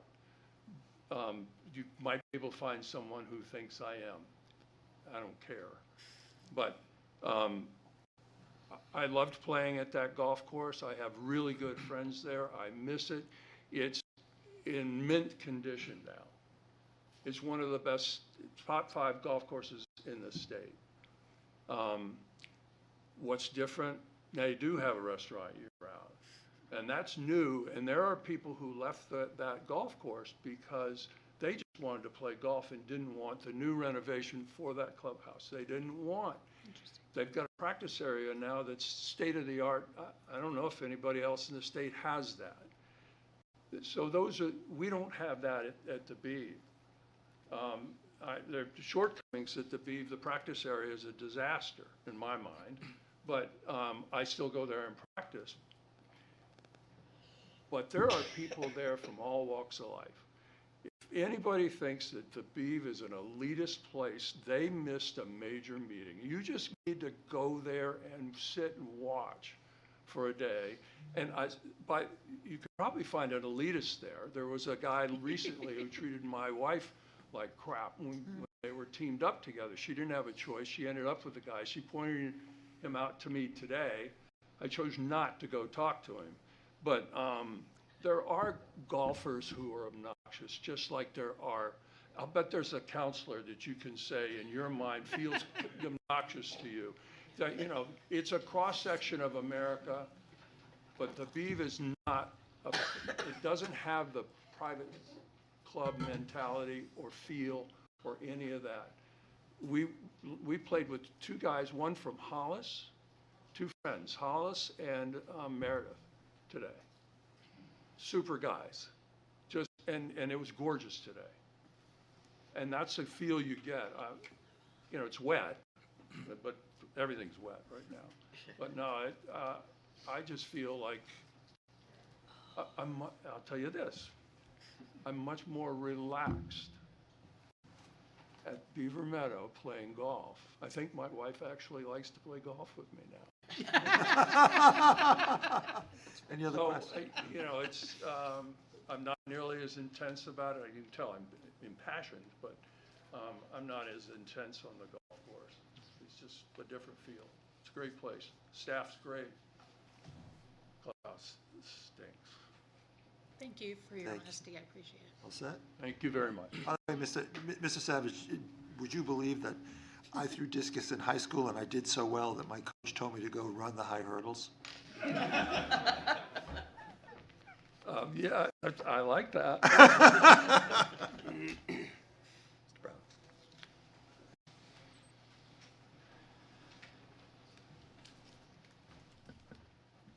Welcome. Thank you. Good evening. Good evening. I'll be brief, but my name's Chris Brown. I'm a lifelong resident of Concord. Live in Ward 5, and I'm a owner of a large business here in Concord that is not only does business with the concessions at Beaver Meadow, but have sponsored many events and tournaments at the space. Beaver Meadow, there's a lot of, I understand the issues around the clubhouse. I think the cost of the clubhouse has gone down a similar path to another project that I spearheaded a few years ago with the White Park Skate House. And I think that everyone wanted to see a new building at White Park because of the condition it was in. It was basically falling down, not used, and needed to be condemned. For Mr. Savage, he's not far off to think that the Beaver Meadow Golf Course clubhouse should be about the same. It's going to fall down if something's not done, and I think it's going to be a major deterrent for people continuing to play and enjoy the course. The course is great, but the services around it need to be at least match that. I think with the skate house and the clubhouse, everyone had a grandiose idea. Everyone had, let's add this, let's put this in here. And then when the skate house ended up being multiple $1 million, everyone was like, "Whoa, we don't have the money to do that." I will say that the skate house was a public-private partnership. And there's been some discussions here this evening, not only about the Friends of the Beeve making a donation, but I think if the city makes a commitment to build something, that the corporate part of the city will follow and support that. They must, because it is a great resource for the city. I think realistic. The city manager is presenting probably a much more realistic clubhouse now, and I think that's great. But it takes a process, and I think that the original ideas for what was going to happen with the clubhouse at Beaver Meadow were great. Whether you were involving outside people to maybe run a function facility or have tenants there that could pay rent. Those are all great ideas, and probably what we've seen in other communities like Manchester that have a municipal golf course. We're able to partner with other entities to do that. I think that it's great to see the city kind of work this through, and I think that in support of the updated clubhouse, and look forward to hopefully it moving forward. Just briefly, I grew up, like I said, in Concord. I played my youth golf at Beaver Meadow. I remember being dropped off at Beaver Meadow with a group of my friends and spent days there, hours there, playing rounds of golf. And not only learned a lifelong game, but also learned about sportsmanship, said about rules, and also a young adult engaging with adults. An adolescent having to go play golf with an adult and you actually had to behave, was a very, very different thing. I'll say all three of my kids, 2 female, 1 male, all learned how to play golf at Beaver Meadow. The youth programs there have been phenomenal. There are great opportunities for camps there. My son is an avid golfer. His first job was at Beaver Meadow, cleaning the carts and going out and obviously playing around. And he now plays collegiately at UNH. But I owe his success and his love to the game for Phil and the staff at Beaver Meadow. He's got lifelong friends that he'll always have because he was able to get dropped off at Beaver Meadow and play till his heart's content. And there's a tremendous opportunity for youth to enjoy the course.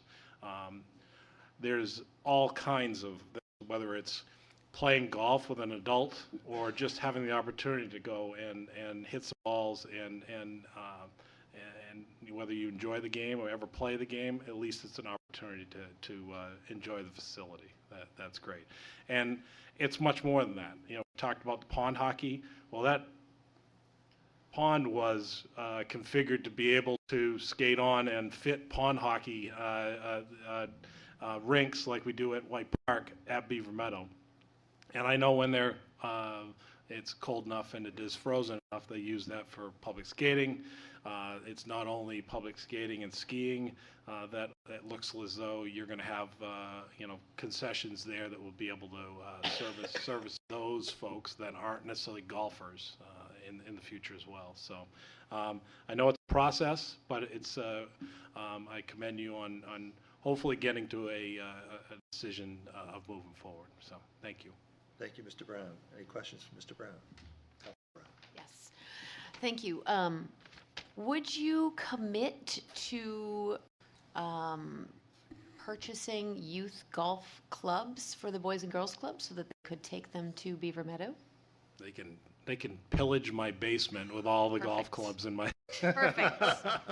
It's all theirs. No, there's opportunities for that. There's, like you said, a lot of the courses hold extra clubs for people to use, and the, you know, the kids will grow out of them, and so there's plenty of clubs that can be provided. Thank you. Any other questions? Mr. Brown, thank you so much. Thank you. Thank you. Yes, sir.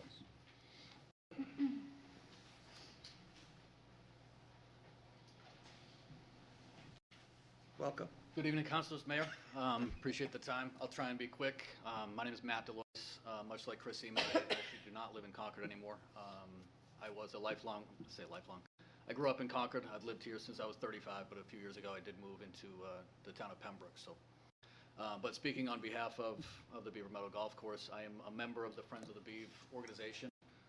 To one of the comments earlier, I certainly would argue that the minimum was $250,000. Our goal is. We certainly don't want to overpromise and underdeliver, so we're hopeful to be much more than that, much more significant than that. But we certainly want to start somewhere. And then to clarify another comment that was made, golf professionals, much like physical trainers at a gym, physical trainer or gym managers maybe, they also teach physical training on the side.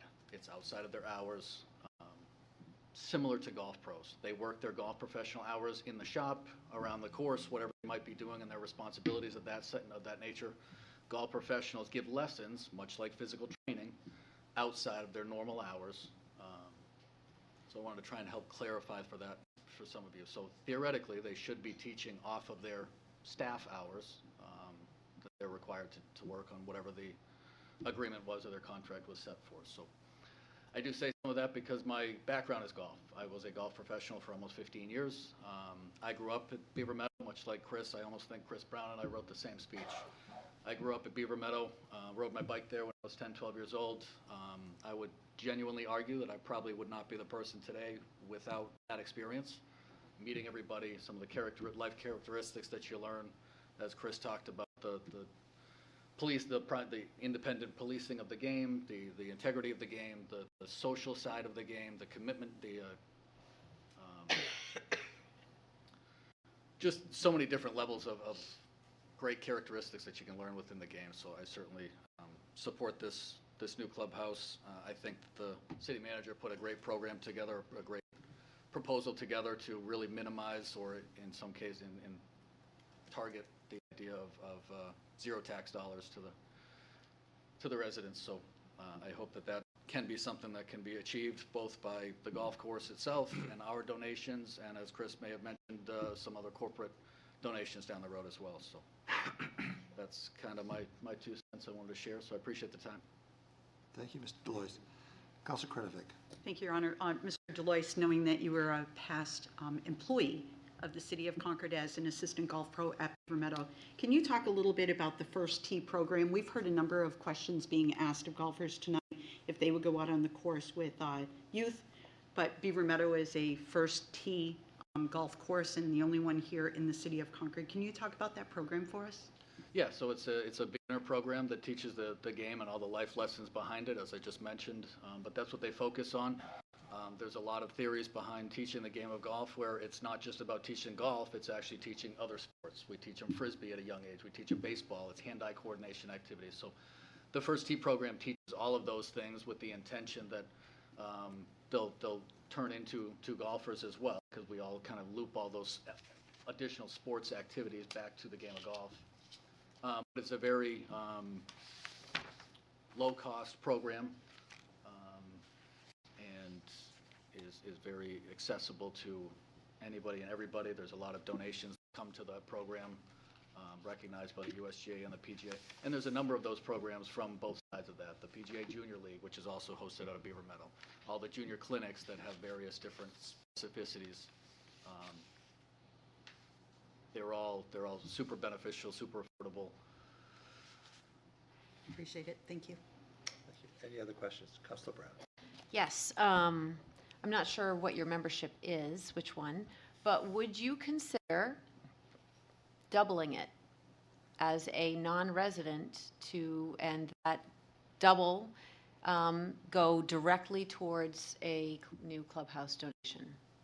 I will openly say I'm not a member of Beaver Meadow Golf Course. I'm a member of the Friends of the Beaver organization. Okay. So I'm supporting the concept of municipal golf and specifically Beaver Meadow and all the junior activities behind it. So it's not specifically supporting the golf clubhouse. That is certainly, you know, an interest of ours, but not our main focus. Follow-up? Would you, you know, because you are passionate about, would you donate $3,000? That's about, you know, an individual membership at, say, Pembroke Pines. Would you donate that much towards the clubhouse? Over the course of time, absolutely. No different than the structure, which case is put forth, I believe, to the proposal that's sitting here today. I mean, for anybody to have to put up $5,000 today to make this happen, I think that's unfair to ask. But if you're saying over time, absolutely. Absolutely. Thank you. And I think the other thing I meant to mention that too is just to ask, because hopefully you guys have done some research, but there are 2 other municipal golf courses in the state, being Derryfield out of Manchester and Pease in Portsmouth. Both of those clubhouses are fairly new buildings, do a lot of food and beverage activity. And again, I don't know their numbers. I'd be very curious to find those out. And I would hope maybe you guys would be curious as well. But they're municipal golf courses that you can go in. I've been there in February at both of them on a Tuesday, and they are packed for lunch. They do music, and they built a sufficient building to have all those activities. I'm not saying Concord has to do that.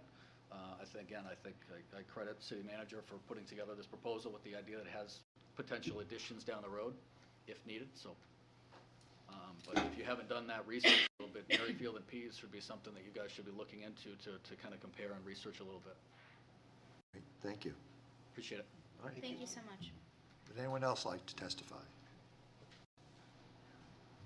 Going once, going twice?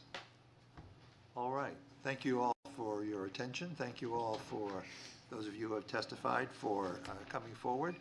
I'll remind the city councilors that we are back here at 5:30 on Thursday for our work session and our budget vote.